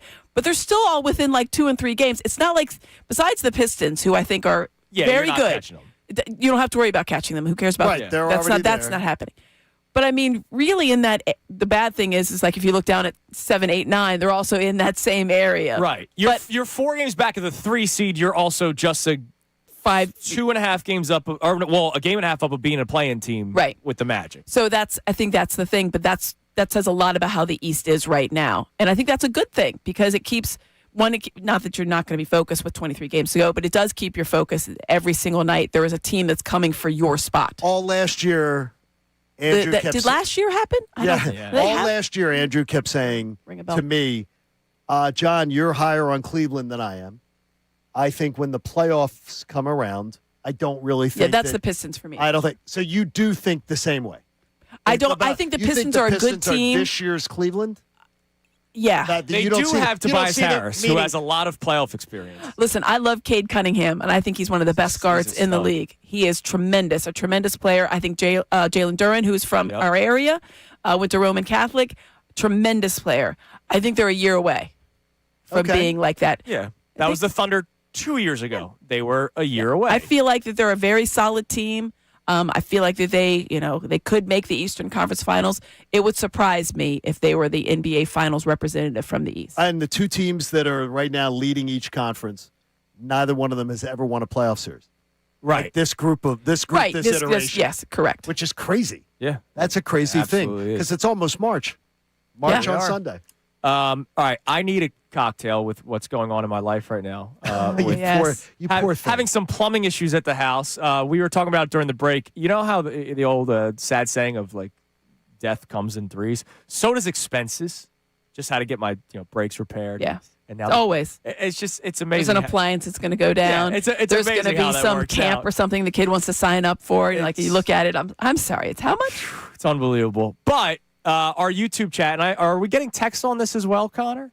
We are, but most of them are about whiskey. Okay. So John Kincade that's great, though. Is going to an all-inclusive resort. And the last time he went on one, I made him try something different every day because John is very particular with what he drinks. I appreciate that you challenged me to do that because I had fun with it. It's the only way you're going to learn. And I had fun with it, and the majority of the drinks that I tried, I liked. All right, so here's some that have been sent in. I imagine at one point in your life you've already had a mojito, right? What? A mojito? Oh, I have a mojito. That is a Colin Cowherd's only drink that he drinks. Oh, how about that? So, weird, we need to send this list to Colin Cowherd. Colin is certifiably crazy.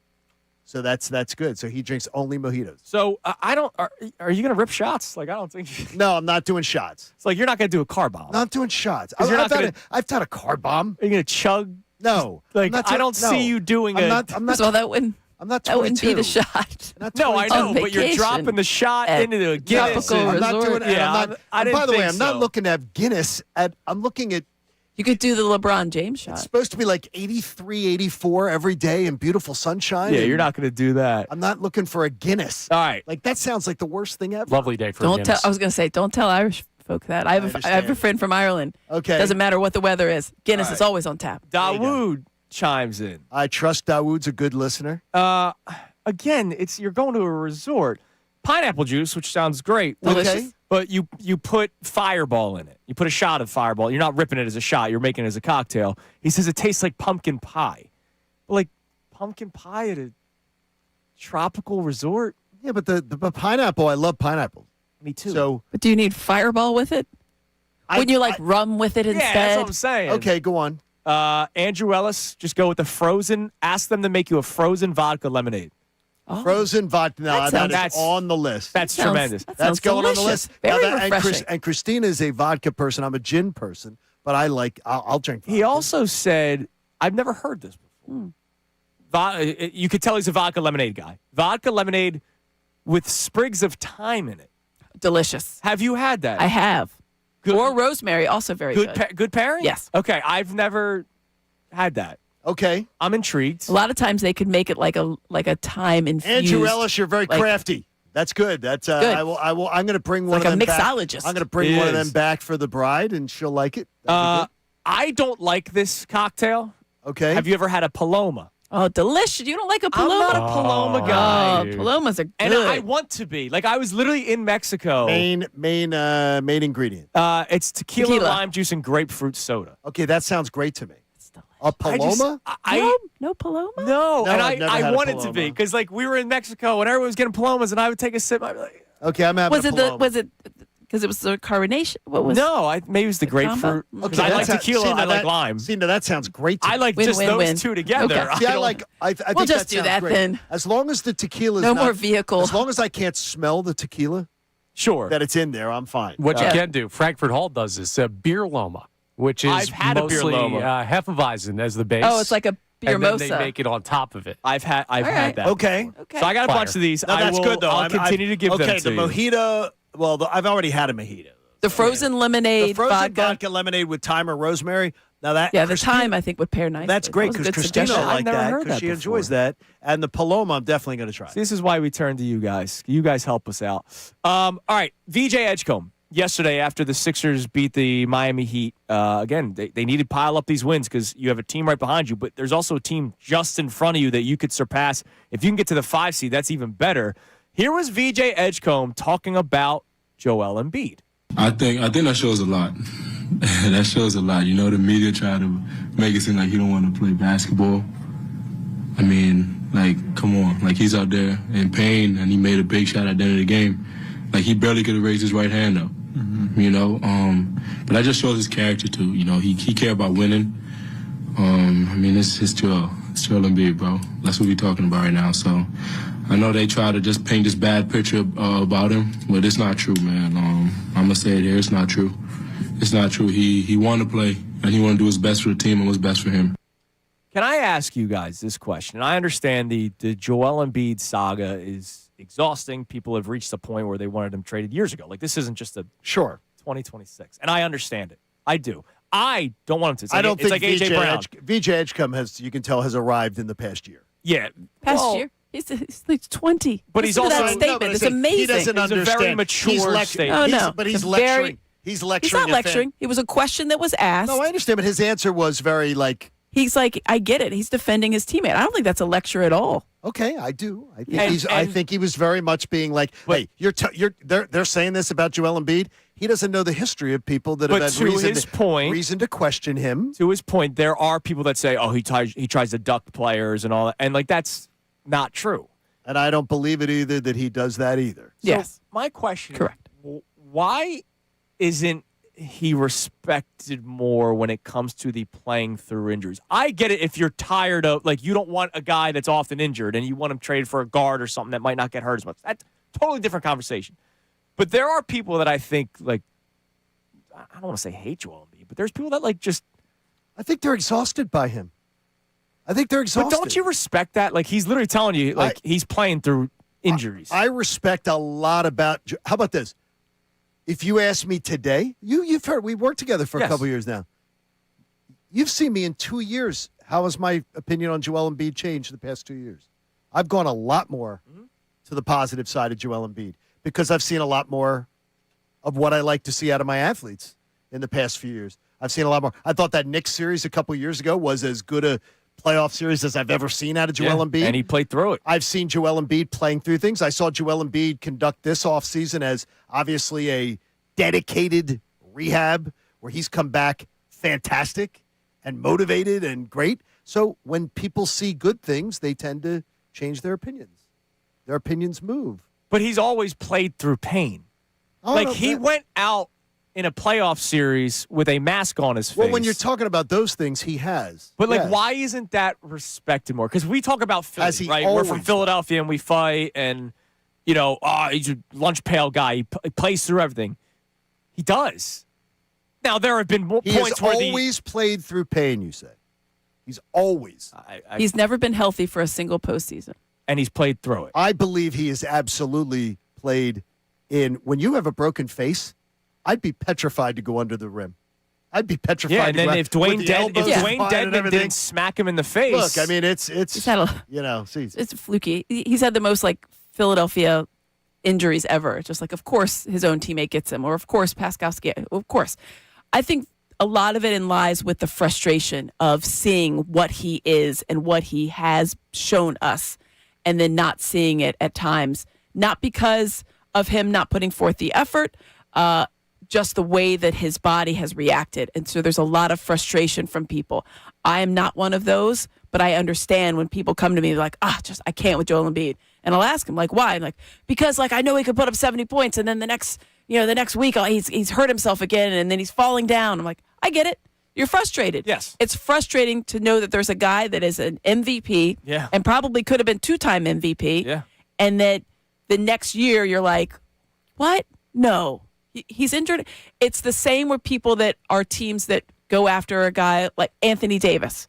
You see Anthony Davis, a top 75 all-time player. But my God, what's the first thing you think of when you think of Anthony? Yeah, which is a shame. It's a shame because you don't want Joel Embiid's legacy to be that. When he's going to go down and eventually retire as a Sixer, he's going to be one of the greatest Sixers to ever put on a uniform. There is no doubt about that. But it's kind of like how people view Donovan McNabb.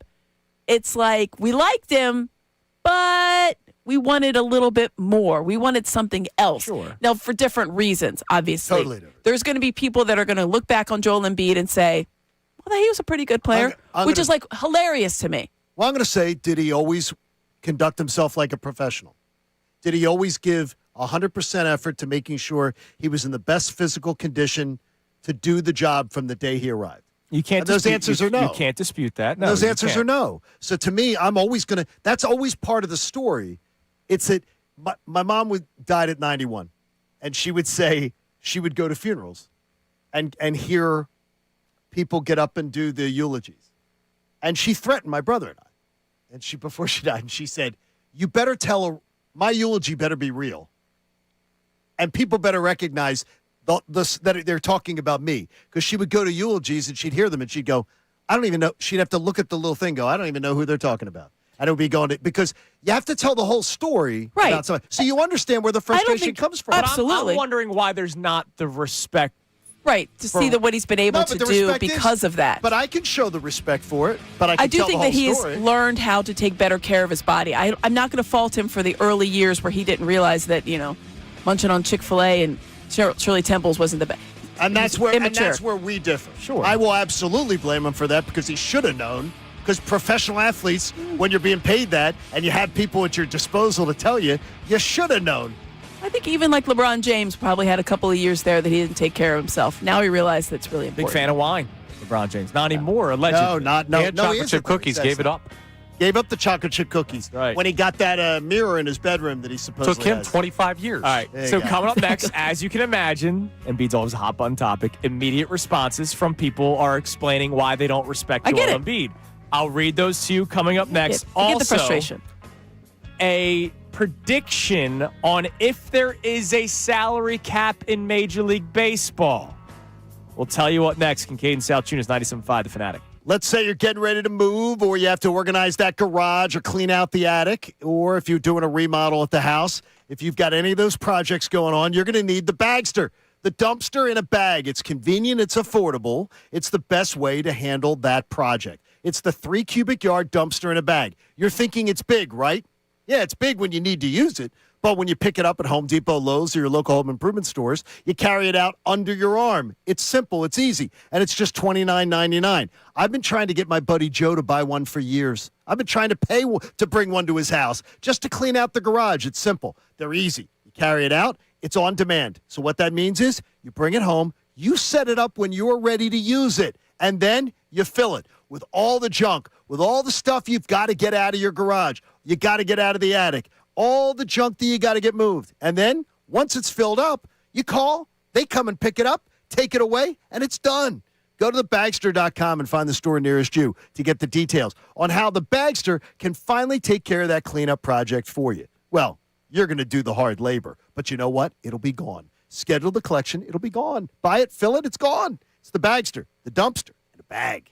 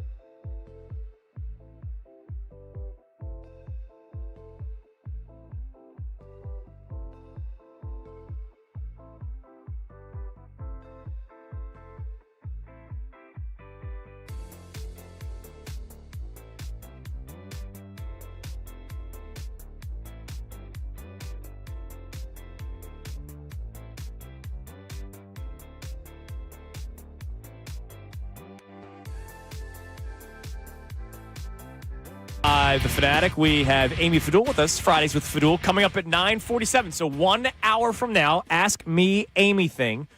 Send in your questions. Could be on anything. Doesn't have to be basketball. Anything. Text them in 610-632-0975. Again, as you can imagine, anytime you bring up Joel Embiid, it's a hot button topic. And all we're asking is, why isn't the playing through pain more respected? I'm not saying you don't have to be exhausted by it. Because I'm exhausted by it. But the thing is, as I've said, and to you, is that the last 2 years, Joel Embiid has moved me between the Knicks series, between this summer's rehab, between what I've seen him come back to this year, between his energy. He's moved me a lot more in his favor this year to his side. Like, my opinion changes based on what I see. But I would even say before that, like that Heat series with Harden, when Harden is the year they traded for him, he comes out there with the mask a second time.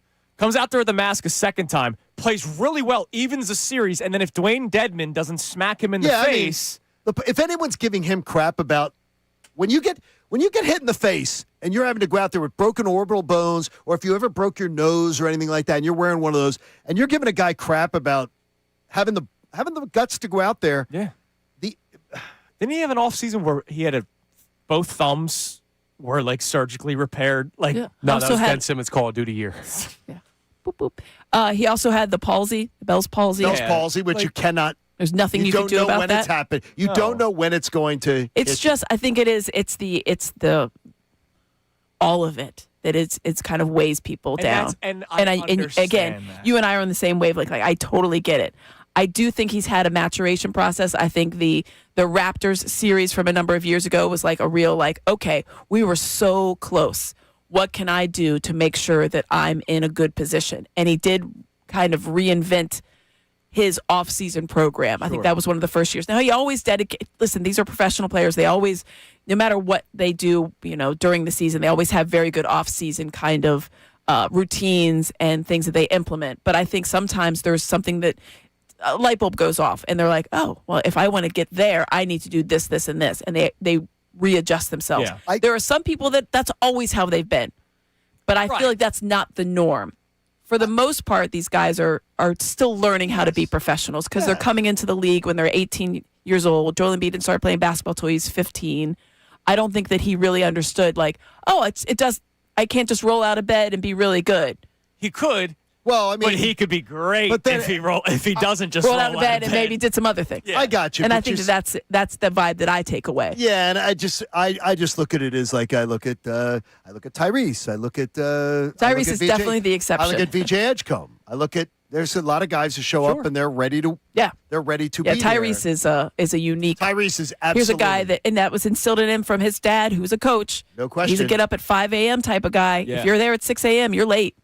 He did that when he was in high school. Didn't they have to? Doc told us when he did one of the live shows. They kept him out of the gym, and he said feisty conversations with him about it. Like, well, that's never happened to him before. And that's not the way I've been coached. That's not the way I've been told to do it. He literally started his breakfast club at Kentucky. He started it. He was like, "What do you mean you guys aren't going to the gym at 5:30 in the morning? This is normal. Isn't that what everybody does?" And they're like, "Nope." So Neil on our YouTube chat immediately when we brought up Embiid last segment says, "Well, because he flops, whines, plays with no basketball IQ. He's usually a dirty player with low effort when it comes to rebounding." Well, that's just low basketball IQ. Yeah, like I think that's crazy. And that's insane. One of the things I talked about the other day is that what were we talking about? We were talking about with DeAndre Ayton yesterday, the other day on Post Show Headlines. I look at a guy like DeAndre Ayton. I don't think as much of DeAndre Ayton as Andrew does. I say to myself, I've seen Joel Embiid come into the NBA and add tools to his toolkit. I think DeAndre Ayton's the same player that came into the NBA. Well, I think DeAndre Ayton is a role. Like what we were talking about was like I think DeAndre Ayton will be the same player. No, I do. Like Joel Embiid what Embiid can do. DeAndre, many people can't do what Joel Embiid. I got you. But I look at a guy and I say, probably one. Like Ayton's a 16 and 11 guy. Like teams could use that. Yeah, I know. But I look at a player and I always say, Did you get better? Are you the same player that showed up the first day of work? Right. Are you the same guy who showed up at Beasley the first day? Yeah, or did you add tools to your really toolkit? good. We had this good breakdown, and it was how Joel Embiid attacks defenses. Because it used to be if you put him especially if he was in the low post and there was a double, he had trouble passing out of it. That was how he kind of first maybe 5 years. You put the ball on the ground, a little guard would come over, and then all of a sudden he'd feel the double, and then it'd be the pressure. That is completely changed in the last 4 years. That is you could triple team him. His adept ability in the way that he's able to pass, especially out of the double team and in the low post, which is no small feat. Let's see how many entry passes we've seen over the years that get intercepted or exit passes in that. That to me is an evolution of his game. And I think to your point, that you have to start to do that. Otherwise, you're just to become a role player. And that's another reason why I respect Joel Embiid, where I put in the check column of Joel Embiid. I've watched him add things to his toolkit. So Yes. I put that as a check mark in the good column. Damn right. All right. Per John Heyman, Uh-huh. or as what we said earlier, per John Hellman, because we were hoping that JT Realmuto's contract was tweeted out by John Hellman. Yes, instead Oh, of my him. God, it was It was terrible.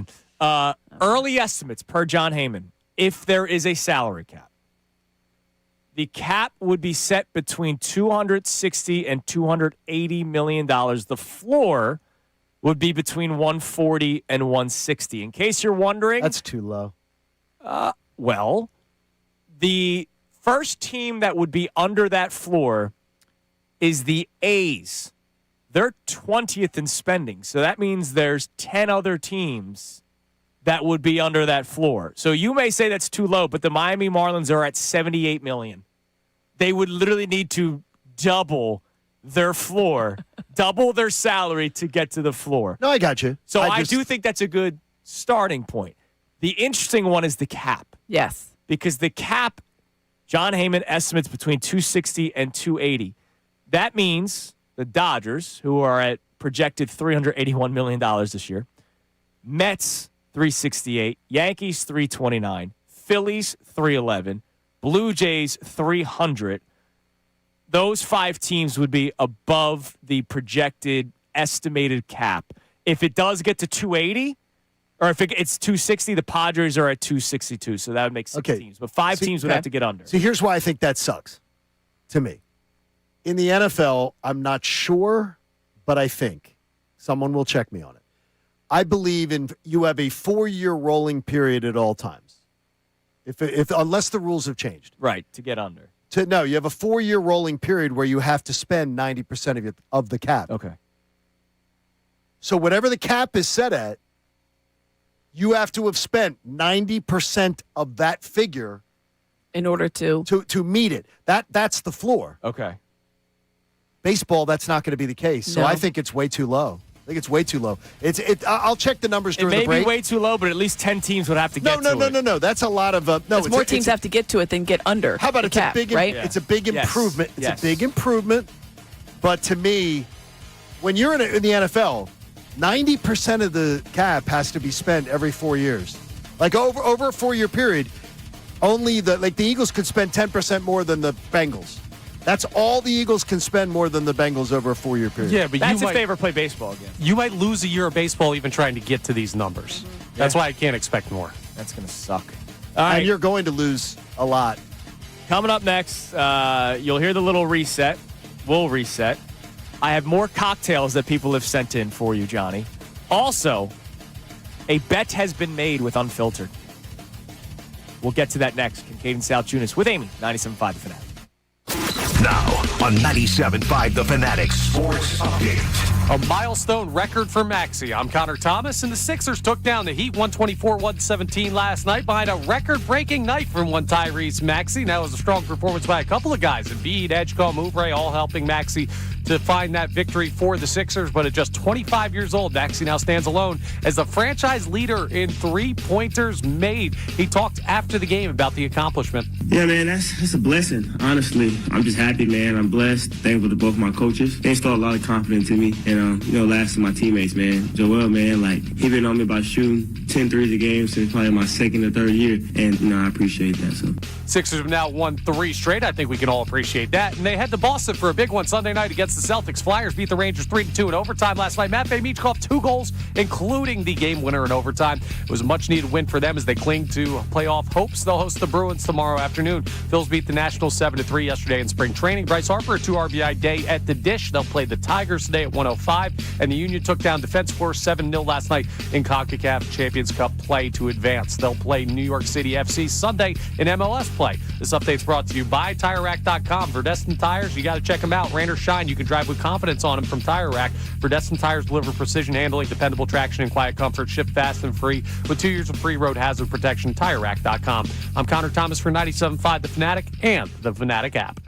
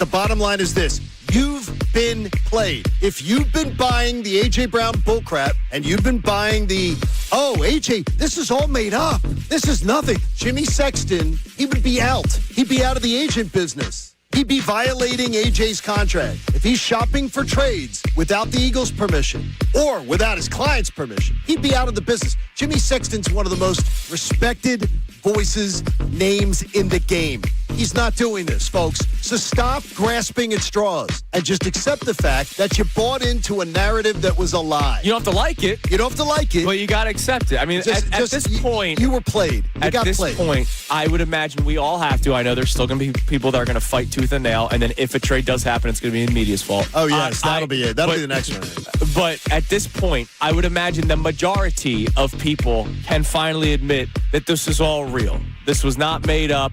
All and real. To your point about the agent, this is now the second agent that is being named by name with an Eagles storyline. Let's not forget that not that long ago when Jeff Stoutland decided to leave Philadelphia. His agent was on the record speaking to ESPN that Stoutland was disappointed and upset with how things played out last year. He felt like he was not being listened to. He's a very respected, coach in the NFL. Correct. So he decided to leave the Philadelphia Eagles. This is now another agent is being named that this is happening.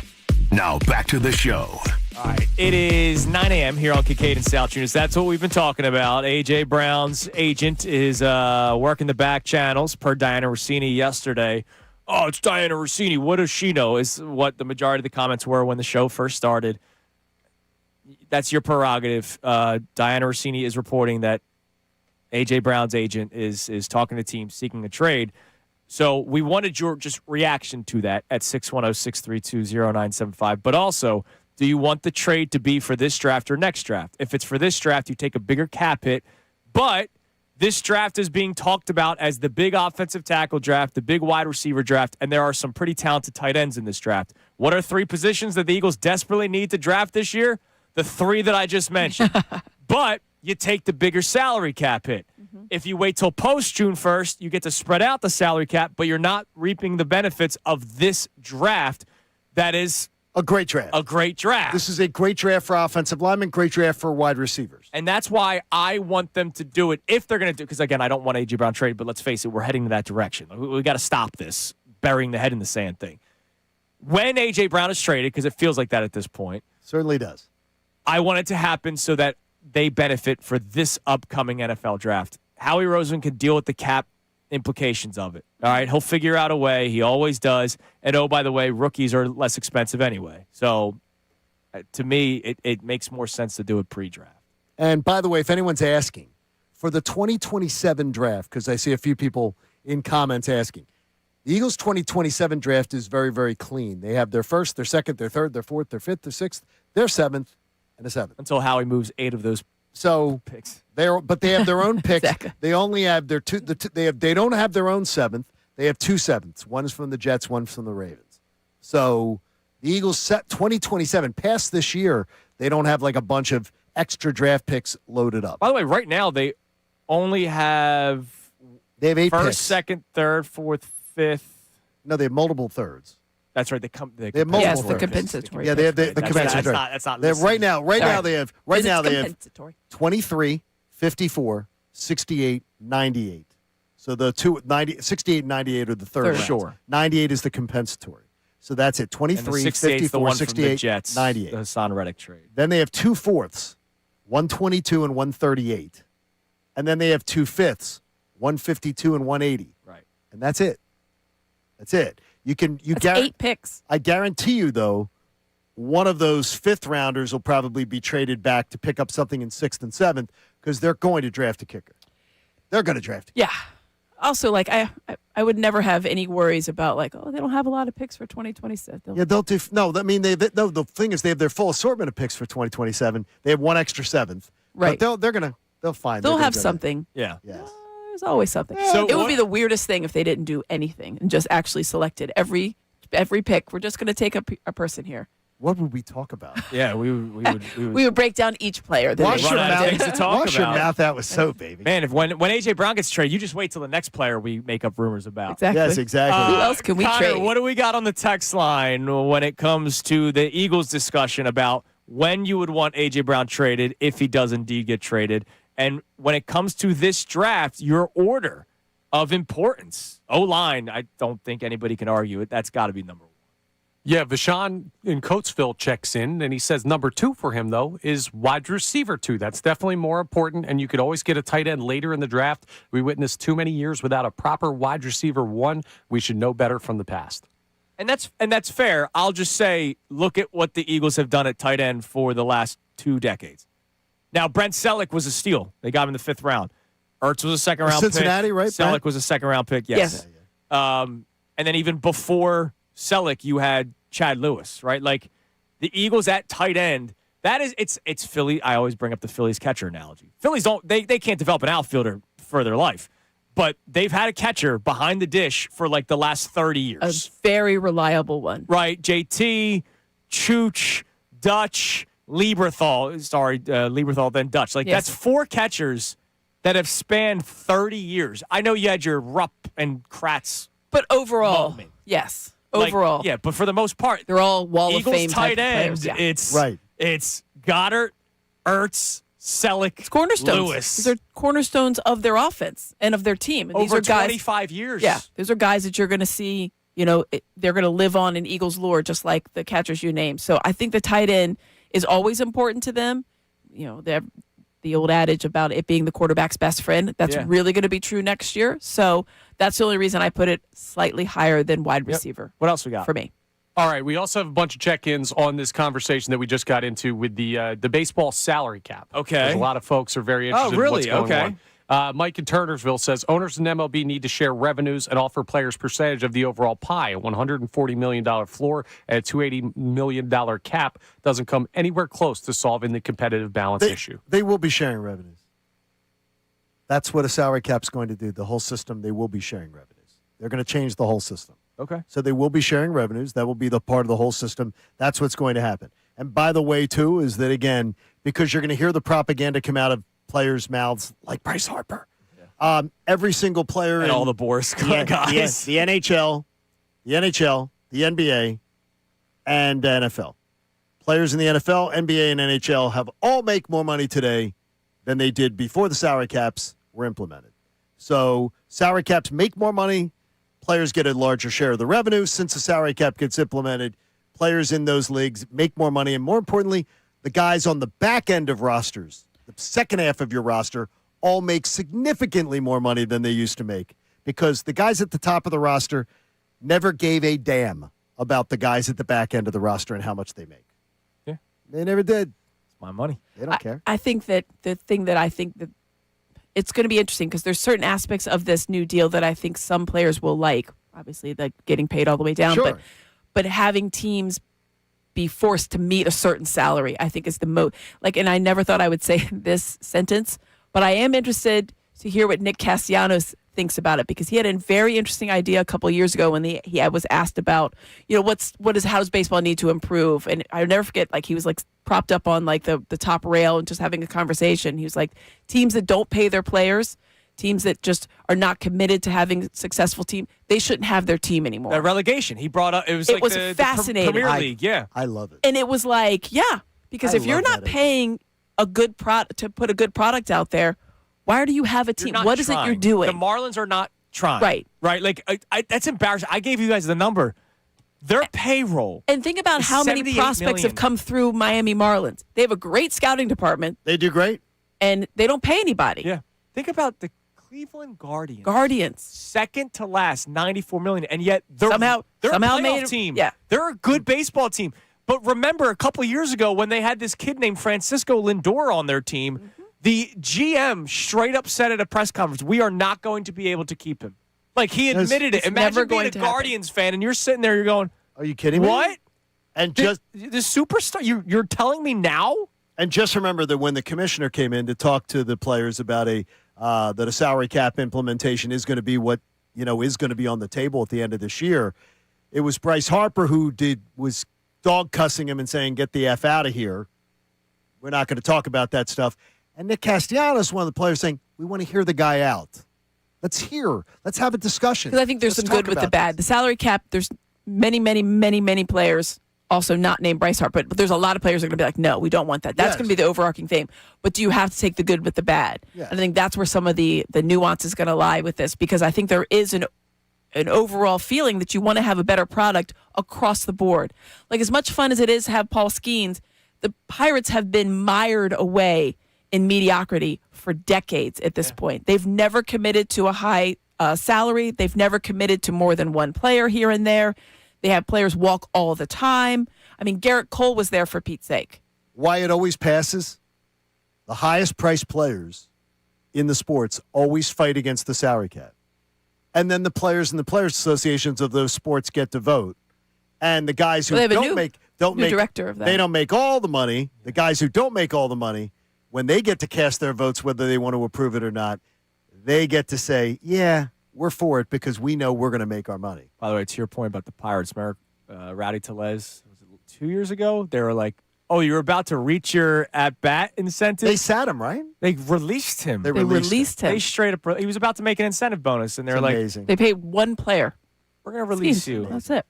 It's just, and that's an example. The A's obviously have been an example. You can go back, and there's a couple other ones that are just glaring. It's just like how do you have a team that's has success in the past? Tampa Bay Rays, who are in the World Series often, right?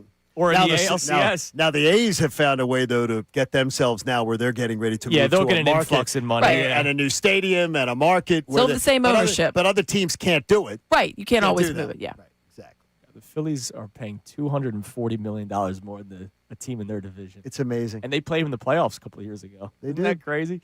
All right, a couple more cocktails that are being sent in. Okay, let me write these down. I am not an amaretto guy. I'm not either. However, is it amaretto sour? It sounds intriguing. I've had that. D Flyers chimes in. Okay. I'd never heard of this.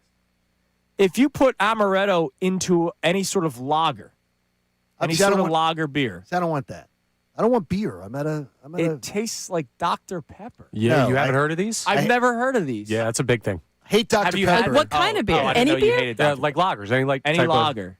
Lager beer, you just put the amaretto shot in. So you could do like a Dr. Pepper bomb where you drop like a shot in there. Or and you then sip on it. It's called why take the a time? boozy Dr. Pepper. I don't like Dr. Pepper, so I'm out. You should do. I've never heard somebody not like Dr. Pepper. I hate Dr. Pepper, so I'm out. All right. And All more right, we'll cross that importantly, one off. I'm not drinking. I with all due respect, I'm A not little drinking caffeine. beer I'm not drinking beer at the resort. Oh, I'm a beer at a resort guy because I know there's actual alcohol content in it. Yes, and also you can. I can have all I want. Yeah, I'll but find you're the having a alcohol. lot of empty calories. I know I'm actually getting the buzz. There we go. All right, MBD Moscow Mule. Delicious. Oh, I love those. That's. I mean, I already know There's those. all kinds of I mule love them. varieties. I'm Do not they a have mule the guy. tins? No? Do they have the tin? Good question. The copper. That's It's another thing. ginger. Every good ginger. bar has the tins. I don't like ginger. Not a ginger guy. Okay. He also says a green apple teeny, John. No, I'm not doing a green apple teeny. So no, Why not? just not doing it. That sounds actually very refreshing. sure I it's bet. delicious. I bet Christina May. When I was in Jamaica 2 years ago, guy at the bar next to me got a lemon drop martini, not a shot, the martini, and I'm like, Served up. dude, Chilled glass. that looks really good. I was like, I get Little one of drink those? envy. I think I had like 8. Because I don't know what I thought you were going to say. It's like 90 degrees. I thought you were saying like, yeah, I had one or two. I locked in. Amy, like the first was the only drink I had. The first martini ended up being a shot. Like I was like, all right, Yeah, get you're like, me all right, another let's go. one. Like, this is good. I think my head was Guy on next to you is fire like, the next day. Hey, new friend. Not the biggest martini person. I mean, I've had them. Me neither. Well, a But lemon those drop were- martini, it's just because it's served up, chilled. Yeah. It's not like there's like Yeah. vermouth in it. Who would that be? Would that be the Italian James Bond or the French James Bond that would go the lemon drop martini? Italian. Yeah, I think could see that. Italian. Like a little limoncello vibe. Now this one, I've love had this limoncello. liquor, but I've never had Liquor? the actual drink. It's called a caipirinha. Yes. What is it? Familiar with this. So It's- cachaca's in it. It's a Brazilian liquor, Yeah, which it's like my their main buddy drink. lived in Brazil for Okay, a what's it year like? and brought it home for me. Connor, What's it like? I have not had it before. Okay. I was told about it at the Club World Cup when Chelsea played a Brazilian side, and I went to the game because I asked some Brazilians, like, what's your go-to drink? They told me about this. What is it called? It's Give me like the spelling. C-A-I. Cipriani. C-A-I. I'm sorry. C-A-I. I couldn't hear you butcher the name anymore. C-A-I-P-I-R. Uh-huh. I-N-H-A. Cipriani. That's what it is? I-N-H-A. It's called a Cipriani. Yeah. Yes. Does he say what's in it? Well, I've seen it. It's very much like a rum drink, but it's they're both from sugar cane. Cachaca is the main ingredient. Well, that's fine, because Christina will probably make the driver stop to the resort, being a girl from the islands. She will probably have the guy stop and get the sugar cane along the way, right along the Sure. road. They cut it for you, and you just take the sugar cane. It's She loves considered grassier and more pungent, while rum is more caramelized. it. Okay, good. No, I'll try that. I'll try that one. there you Thank you go. very much for that was recommendation. from. Oh, wait. We'll try that. That was from John News. It says it's a Bellini type cocktail. They pronounce it Cipriani. Cipriani. All right. Okay. That was always from thought it was John News. Not a Cipriani. Siriani is I thought it what was Bill calls Cipriani. it. That's what Bill will call it. Speaking Yes. of. Cipriani. Good work, Bud. It's like you've done this Cipriani. before. I always thought it was Cipriani. Yesterday, at the end of the show, Amy doesn't know this. John Kincade responded to Unfiltered. We played a clip from Unfiltered yesterday at the end of the show. Bill is under the impression that Nick Sirianni hired Sean Mannion. And then he ran the process, and he because the made Eagles the trust him call, that and he- much. Oh. Isn't that, Yeah. isn't that Maybe it's cute? his family member, so he's going to his defend cousin. him. Isn't that cute? Billy And he ran the Sirianni. process, and then the biggest thing that I loved was that he got into the process and he said, "Yeah, this is the offense I want to run. Yeah. This is it." Yeah, and he believes it. Does he think that he also hired Kellen Moore? Exactly. Yeah, this is great. Yeah, I think we're talking about cocktails here. I think Nick got some sort of I don't know what Bill was some thinking. sort of drink, some sort of Kool-Aid from Nick, and now he's like, "Yes, I don't sir." know what happened. And so John, at the end of the show, made a bet where he said, if the Eagles fail to improve from next Do not advance last year. further, so they have to win a playoff game. Okay. They do not advance further. They do not win a playoff game next year. I say Nick Sirianni is gone. He is gone. And I guarantee it. I am not sitting on a fence. I am guaranteeing it that they will move on. And Colarulo said no. Well, they're against it. not just Colarulo, but a caller into the We Hear You segment that they do is Team Unfiltered. So do you have also the response? We have the bet made by a listener, but we have yet to hear the response from Bill Sirianni himself. Okay. We have the terms. Go ahead. We actually have quite a few to get to. Here's our first one. Oh, yeah. I've lived for moments like this. This is Alton from Uptown. This is your guy, Bill. So don't you worry about a thing. You step to the side of me, take care of this. Hey, you morning moron. If you think for 1 second that you can insult or challenge a general in the unfiltered army, you've got another thing coming. I've got 5 crisp, brand new $100 bills, Benjamin Franklin's, that nothing happens to Sirianni. You set the stipulations, and we move on from there. Unfiltered, 2 to 6, the best show on the station. I love Unc from Uptown. We got a response. You know what? Can you make sure that is saved and sent to John Kincade in the morning? All right, I'll try and do my best. Should I send a little email? Yeah, let John For your Kincade know. enjoyment. It's not only me versus you, John Kincade. It's the unfiltered army that's I coming like after that. you. And there's Now a general in the. Well, here's first of all, it sounds like it's me versus Unc from Uptown because he's the only one that's Let me just say it. I like how Bill was getting behind Unk's money, didn't put his own money up there. Yes. We were wondering if there was going to be a match. Because Unc from Uptown's the only one who sprouted a pair yesterday and actually stood up against my challenge. So Unc from Uptown. Yeah, he's all set. I respect the hell out of you. And Unc, I'll find a way to pony up absolutely and take on that challenge on behalf of the unfiltered army. But I'm really wondering why you're having to fund the army. I mean, that's very strange. I do appreciate that he said moron, so singular, not plural. Isn't that great? So I guess Connor and I we're Now, wait a minute, safe. though. I do need to know this, though, after hearing that. Because, look, and I understand, and I totally am not asking. I do not believe this is one of those things where you need people to be foxhole. Because this is a complete opinion where I'm standing on a line. No, where I I'm agree giving with your opinion. You agree with my opinion, Connor? This argument started with me versus you. No, so you do you not. know where I'm at on You're this with one. Bill. You're with Bill Your team Serriani. unfiltered? They have tried yes. to fire. They have tried to fire Nick Serriani at 2-2 after winning after going to a Super Bowl. Like after going to a Super Bowl and losing it, they almost Now, fired him. hold the music for 1 second because we have to get this. We have to get this clear. Yes. You are not predicting that they fall short of those goals. I'm Right, just saying, you're saying if they it do, happens. So here's the what term. it's an Because I if need then. that to be clear for It's everybody. an if-then scenario. If the Eagles do not advance further than last year, and I have no wiggle room on this, they have to advance further. So unless they're in the divisional playoffs next year, by the way, they are not. If they don't do that, he's gone. Then he's gone. You know what, John? It's an if-then. Because I'm better than Bill Colarulo and he wouldn't pony up anything, I'll put $1 in. You do it. only have to bet $4.99. $4.99. I'll put $1 down. And by the way, Connor is a turncoat. Yeah, how about so that? Connor can go and I'm not a turncoat. and go and eat. Kinda- No, he is. kinda seems Connor like can you go are. hang out with Okay. Sylvana. I made my own argument that. There before you go. Bill even made this argument. So and there now you But we I'm knew where turncoat. Bill was going to go on the argument. It's all right. Fine. But I by make the my way, own opinion. Unc from Uptown, I appreciate that you actually have to wear a jockstrap because you had the guts to stand up. Love you, Unc. Wow. Despite me being a moron. We'll see who's the moron, Unc. And by the way, I got plenty of ways I can spend it. That took a turn. I was not ready for the Yeah, me neither. comment. Well, I mean, it just seemed a little soft. Nick Foles around. A little soft. Coming up next. Got it. Little soft. All right. Little soft.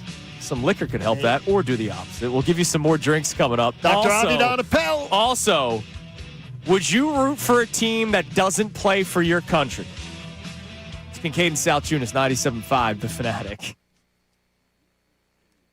It's not your country. Sorry. I messed up the team. It's about the World Baseball Classic, damn it. I'll tell you about Betfair, Connor. My God, I know what I'm doing here. You ever want to go to the NBA Finals? Now's your chance. Courtesy of FanDuel, partnership with Valley Forge.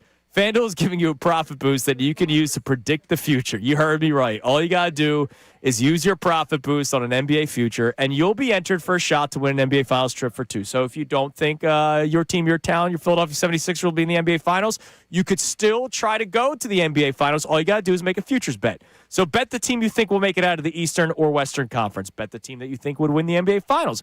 Bet a player that you think would win MVP or one of the other season-long awards. And if you just make the bet, you don't have to hit it. You just make the bet.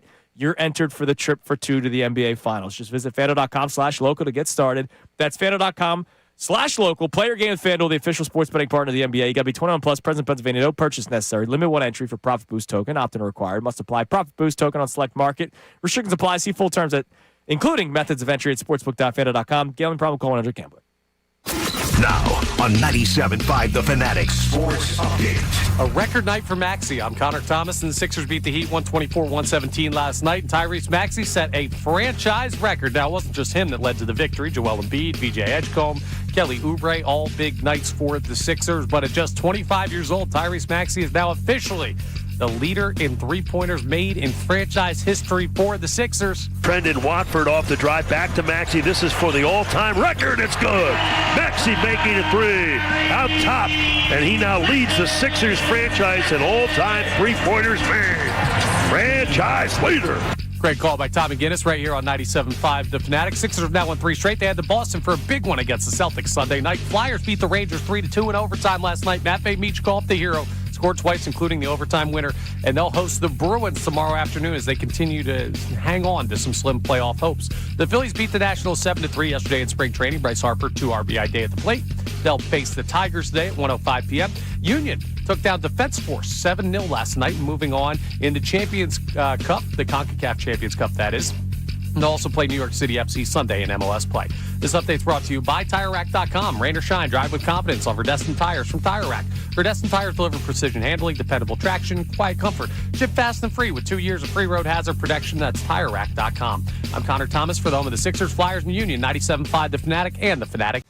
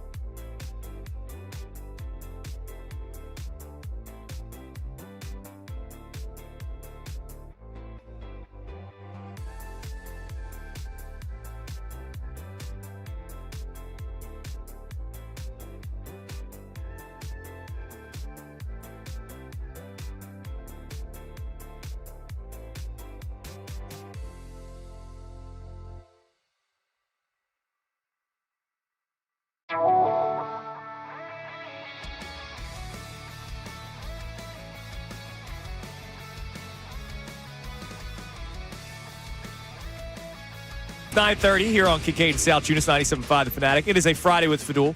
Amy with us. We do Ask Me Anything coming up in the next segment. So you can text those questions in 610-632-0975. On Twitter, if you go to my Twitter account, Salciunas975, you can see the photo of Ray Dunn's outfit that I just posted. YouTube loves Ray Dunn. They're big Ray Dunn fans, as everybody should be. As you should be. Ray Dunn is rocking the singular color outfit today, but not the gray outfit. I feel like the gray outfit is usually the singular color outfit. It's all cherry. Go Temple Owls. That is a slick-looking outfit. It's including the undershirt. The undershirt matches the hoodie. Committed to the pants. bits, and I appreciate it. The man loves Temple. So far, the Fink gives him an 11 out of 10. And Joe Smoot says Dickie Dunn's got swag. I'm going to tell you, Amy, my students, now Ray's just, a sort of still a recent graduate. Mm-hmm, very. They all, the legend of Ray Dunn, the talk of Ray Dunn. He's going to come in and talk to the kids, and they love it. I mean, what's not to love about Ray Dunn? Hey, man? my female students in my talk radio class are going to come, and they're going to hang out with Amy one day while we do the show and come and hang out with Amy. You get a chance to because Amy is one of their idols here in town. I asked the first day of class, like, who are the people you respect in the industry and everything, and they all listed Amy Fadul. So I'm like, okay, well, we're going to arrange that. I love that. That's great. That's great. So that's good. All right, couple things. I got a melting pot of. I love the melting pot, by the way. Great date night discussion here. First, I forgot to bring this up when we went through the NFLPA report card for the Eagles. Okay. There was one other C letter grade. I saw it. I'm not going to spoil it. And do people realize that you have been bamboozled? Offensive coordinator got a C+. Now, by the way, how bad the grade was that he got a C+? Yeah.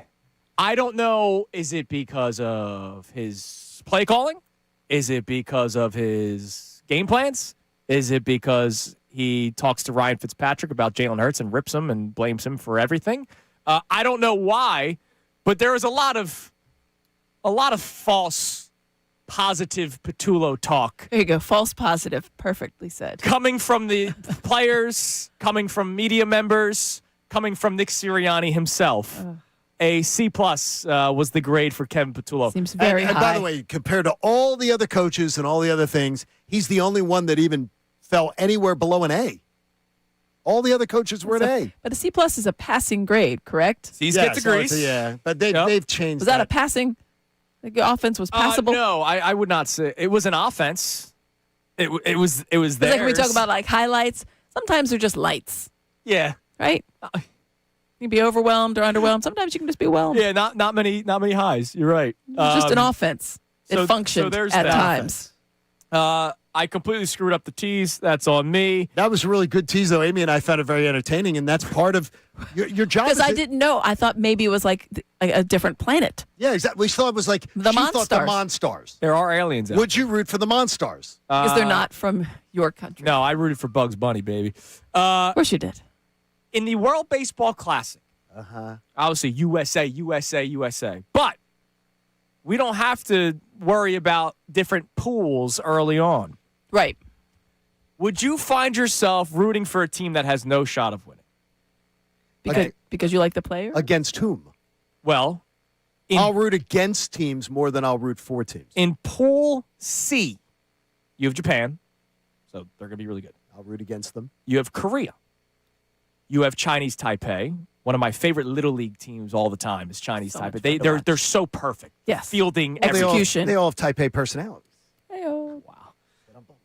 The Aussies, Australia. I feel like you see them in the Little League World Series every now and then. You do? Every once in a while. The fifth team is who I am rooting for. They boomerang back in every few years. Oh, there it goes. Yes. I am rooting for Czechia. Czechia does not have a single major league player on their roster. They have players who work day jobs, including a pitcher who will be 40 years old, Martin Schneider. He is a firefighter. That was my first dog's name. He's a Chechen firefighter. Talk about winning Fireman Does he of the live Year. there or does he live here? I believe he lives there. I'm not sure. But every player works day jobs, including their star pitcher who was actually beloved in the last World Baseball Classic 3 years ago, Andre Satoria, Ondrej. I see it. He is an electrician, but has a nasty changeup. So think about this, Connor. You play Sunday League Baseball, and then you're playing for Czechia. Yeah, I'm down. I'm rooting for them. No, that's fun to root for. I would imagine they're going to lose. They got a guy that's got an Orioles hat on. He was once in the Orioles farm system. Listen, Taran Vavra. All right, I just saw that I was just scrolling down. Vavra played in 68 games for the Orioles. Okay. So he was once a mate, but there's if he played in 68 games in the major league. No, but there's not one active Major League Baseball player on their team. And everybody else is guys that work jobs, but they play baseball for fun, and now they're representing their country. I'm rooting for them. Okay.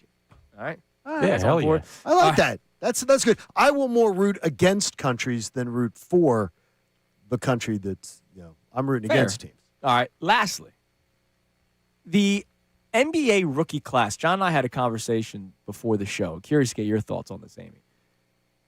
It's been a pretty good start for the 2025-26 rookie class. We are in love with VJ Edgecombe, but I still remember how highly you thought of, even though you hated his school, of Con Knippel. And he just, once again, 7 threes last night? It's got the record for most threes by a rookie.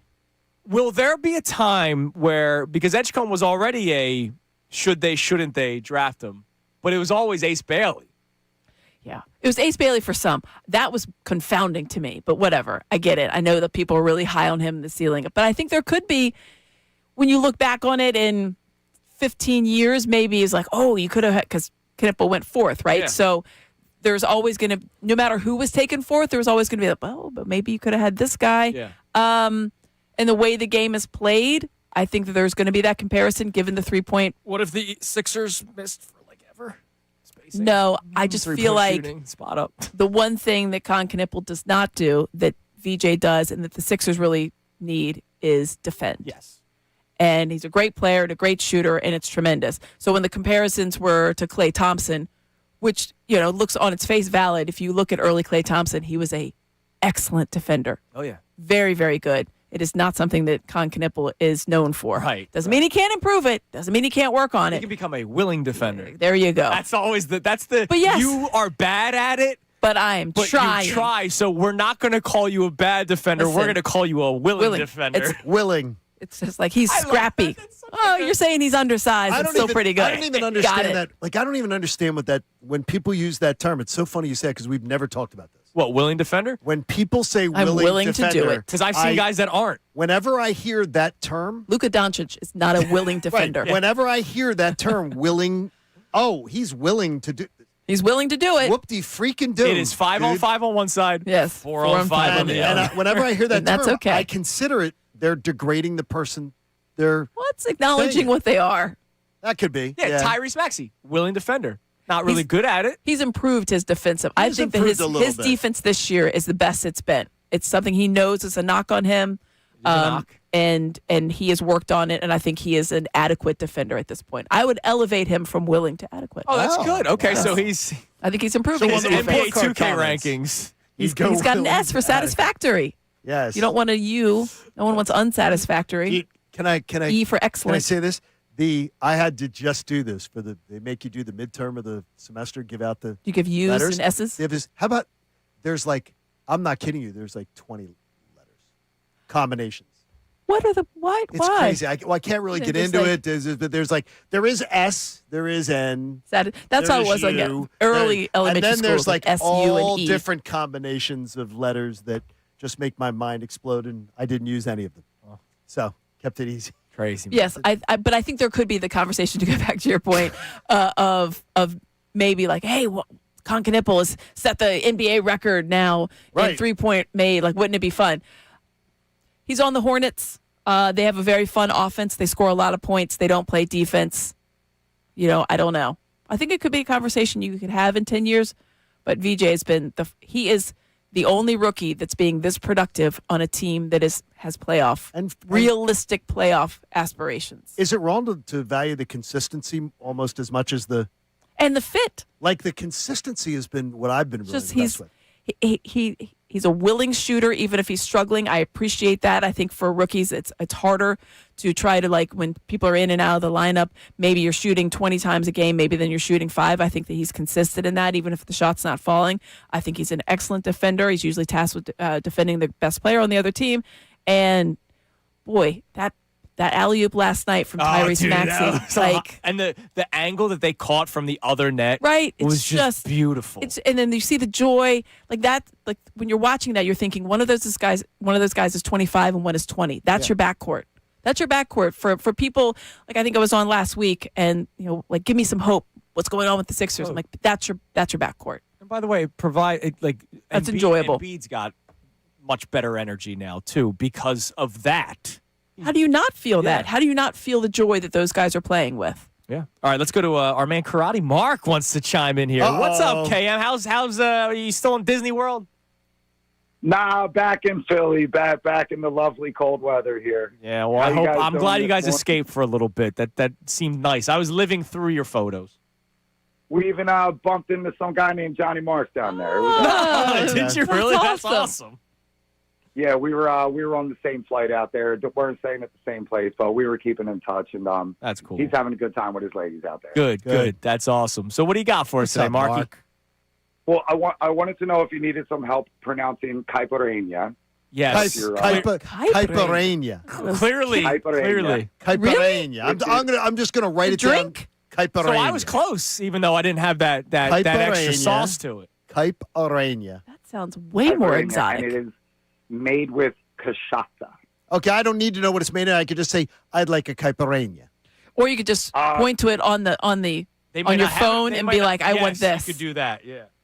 You don't want to butcher it. If you want to go exotic and get it made with vodka, you can ask for a caipirinha. Oh. Okay. What about ayahuasca? Can you get that at a resort too?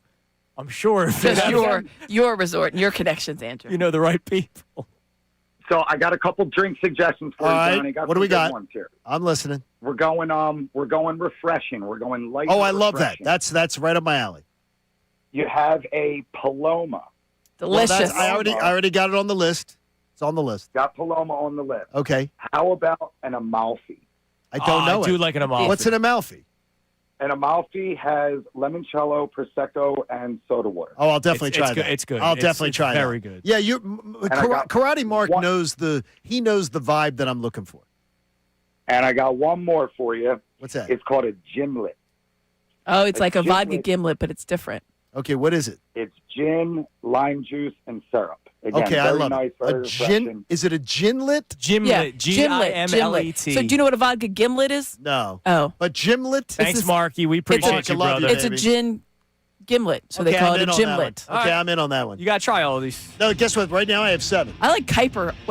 How did you say it again? I wrote Caipirinha. Caipirinha. Caipirinha. Yeah. I'm just going to order that just to say it. Or a caipirosca. With vodka. Because Christina likes the vodka. Look at what we provide on this. Caipirinha. I have 7, so I can try 7 new ones. That'll be perfect. All right, coming up next. We have Ask Me Anything. I saw a fantastic one on YouTube. Oh, I'm excited. I'm not on the YouTube chat, so I don't know what it is. It will also be able to... I'll be able to figure out if you're a good person. Kincade Salciunas, 97.5 The Fanatic. The Sixers have had an up-and-down start to their post-All-Star.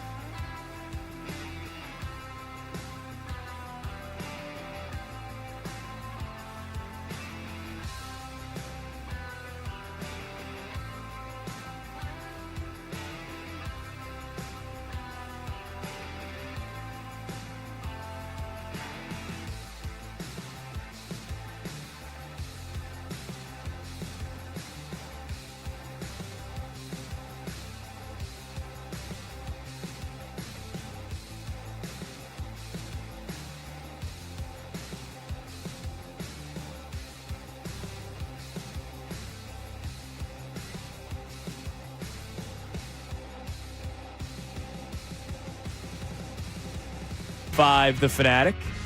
All right, hit us with the produced over. It's been a while because you've been out on Fridays. So it is the return of Ask Me Anything.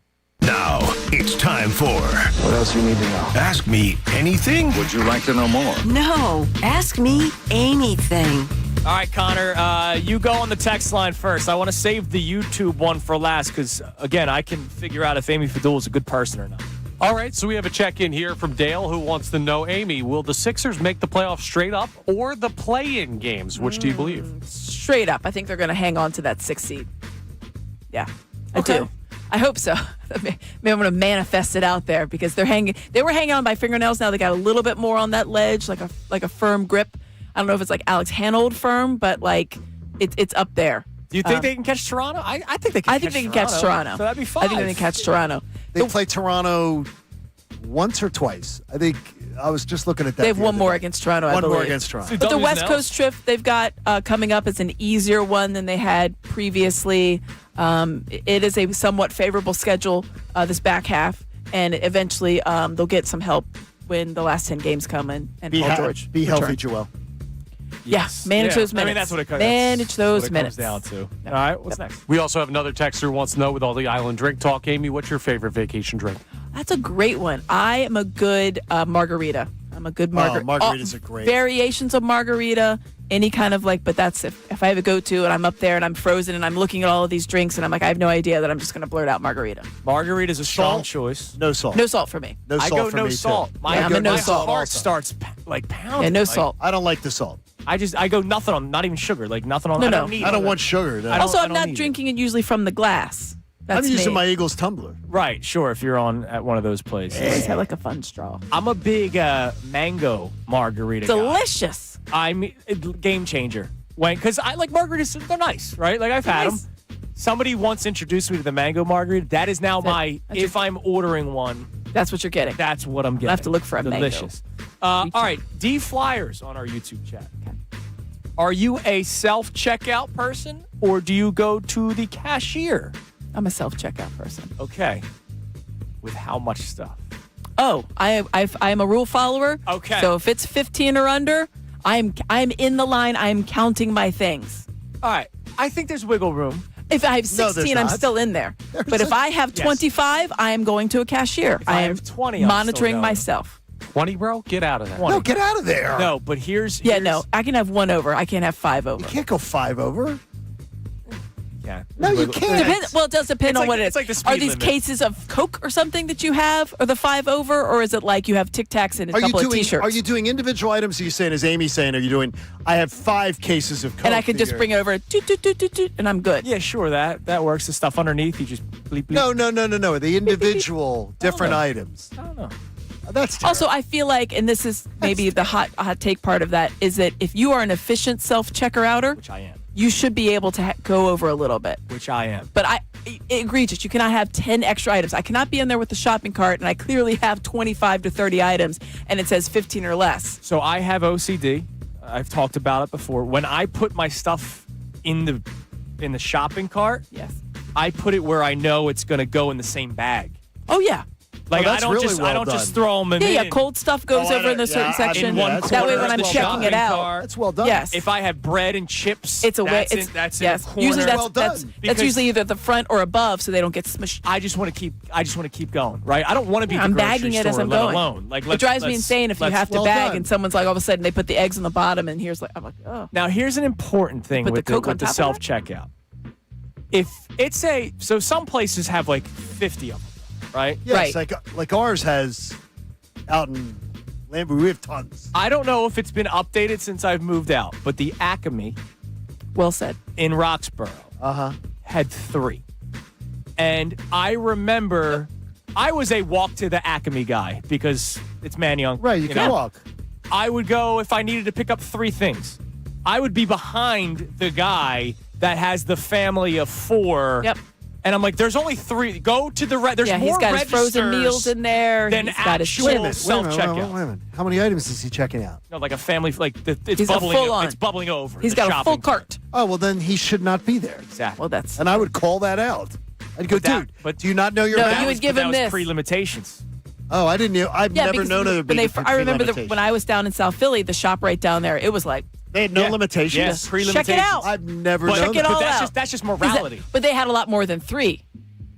They had like 8. That's why we need Publix. All right, I have one more morality question before we get out of here. Hand things over to Ray Dunn, who looks sharp today. He does. I had some tree damage from the snowstorm. Yes. It sucks.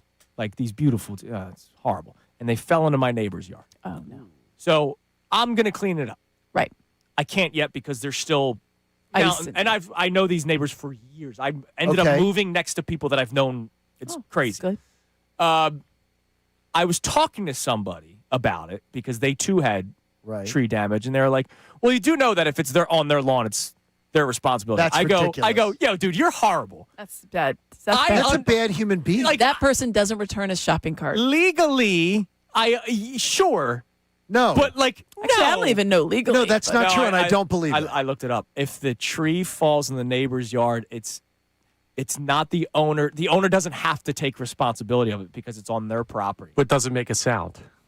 I mean, that's. But like, the tree was your tree. But it's a morality thing. Like, That's right? you're a bad human being. Yes. And Also, like stuff like that's going to come back to bite you. And I hope it does. I And hope the next tree goes right don't into worry, their roof. Don't worry. I talked him into changing his tune. Yeah, it's He's just- "Well, that's it's- terrible. it's- What does it accor- take? According to the. And are you moving anytime soon? Because if not, and you go with your buddies like take, Yeah, and your neighbors are there. Yeah, no. that's not going to go. That's not going to lead to good neighborhood. No. relationship. You're going to cease to talk to that neighbor. But no, you gotta clean. It's Wow, like why wouldn't you? Like I mean, I like, don't know. who's even Your thinking tree. like because that? the ruling is act of God. It's the act Right. of I God. understand, but And now it's your tree. there are some Clean it people that up. can have it because if the tree was shown to be dead, then that is the Yes. owner's responsibility. Yes. Now I do know that. Now because my trees weren't shown. We to had a be dead. situation like that. Like they wanted to cut down this tree, and it was like on borderline. They're like, "Well, if it's dead, it's their responsibility because if it falls in your yard, then that's on them." So they're like, "All right, we're cutting it down." Good This neighbors. is good tree law knowledge. Be a good neighbor. Like a good knowledge. neighbor. Like, just be good You have to- Andrew neighbors. is there. You have to call like a tree surgeon out to test if Yeah. it's a healthy tree or not. No, You I- gotta, I'm telling you this. Good neighbors is the biggest thing. Oh, it goes a long about way, your dude. house. Having Especially good like when I was in people. Manayunk and there were Just row be homes. friendly like, to. You don't have to be best friends with them. Just be friendly No, but to we your have neighbors. we have great neighbors. We're so lucky. yeah, no, that's a benefit. All right, Amy, thank you as always. Thank you guys. Have a Johnny, good weekend. Have a great trip. I'll Have a see good, you in a week. enjoyable trip. Thank you very much. All your beverages. Oh, I can't wait. Everybody have a great rest of your day. Have a great weekend. And Connor and I will be back at it on Monday. Johnny, you'll be in paradise. See you guys.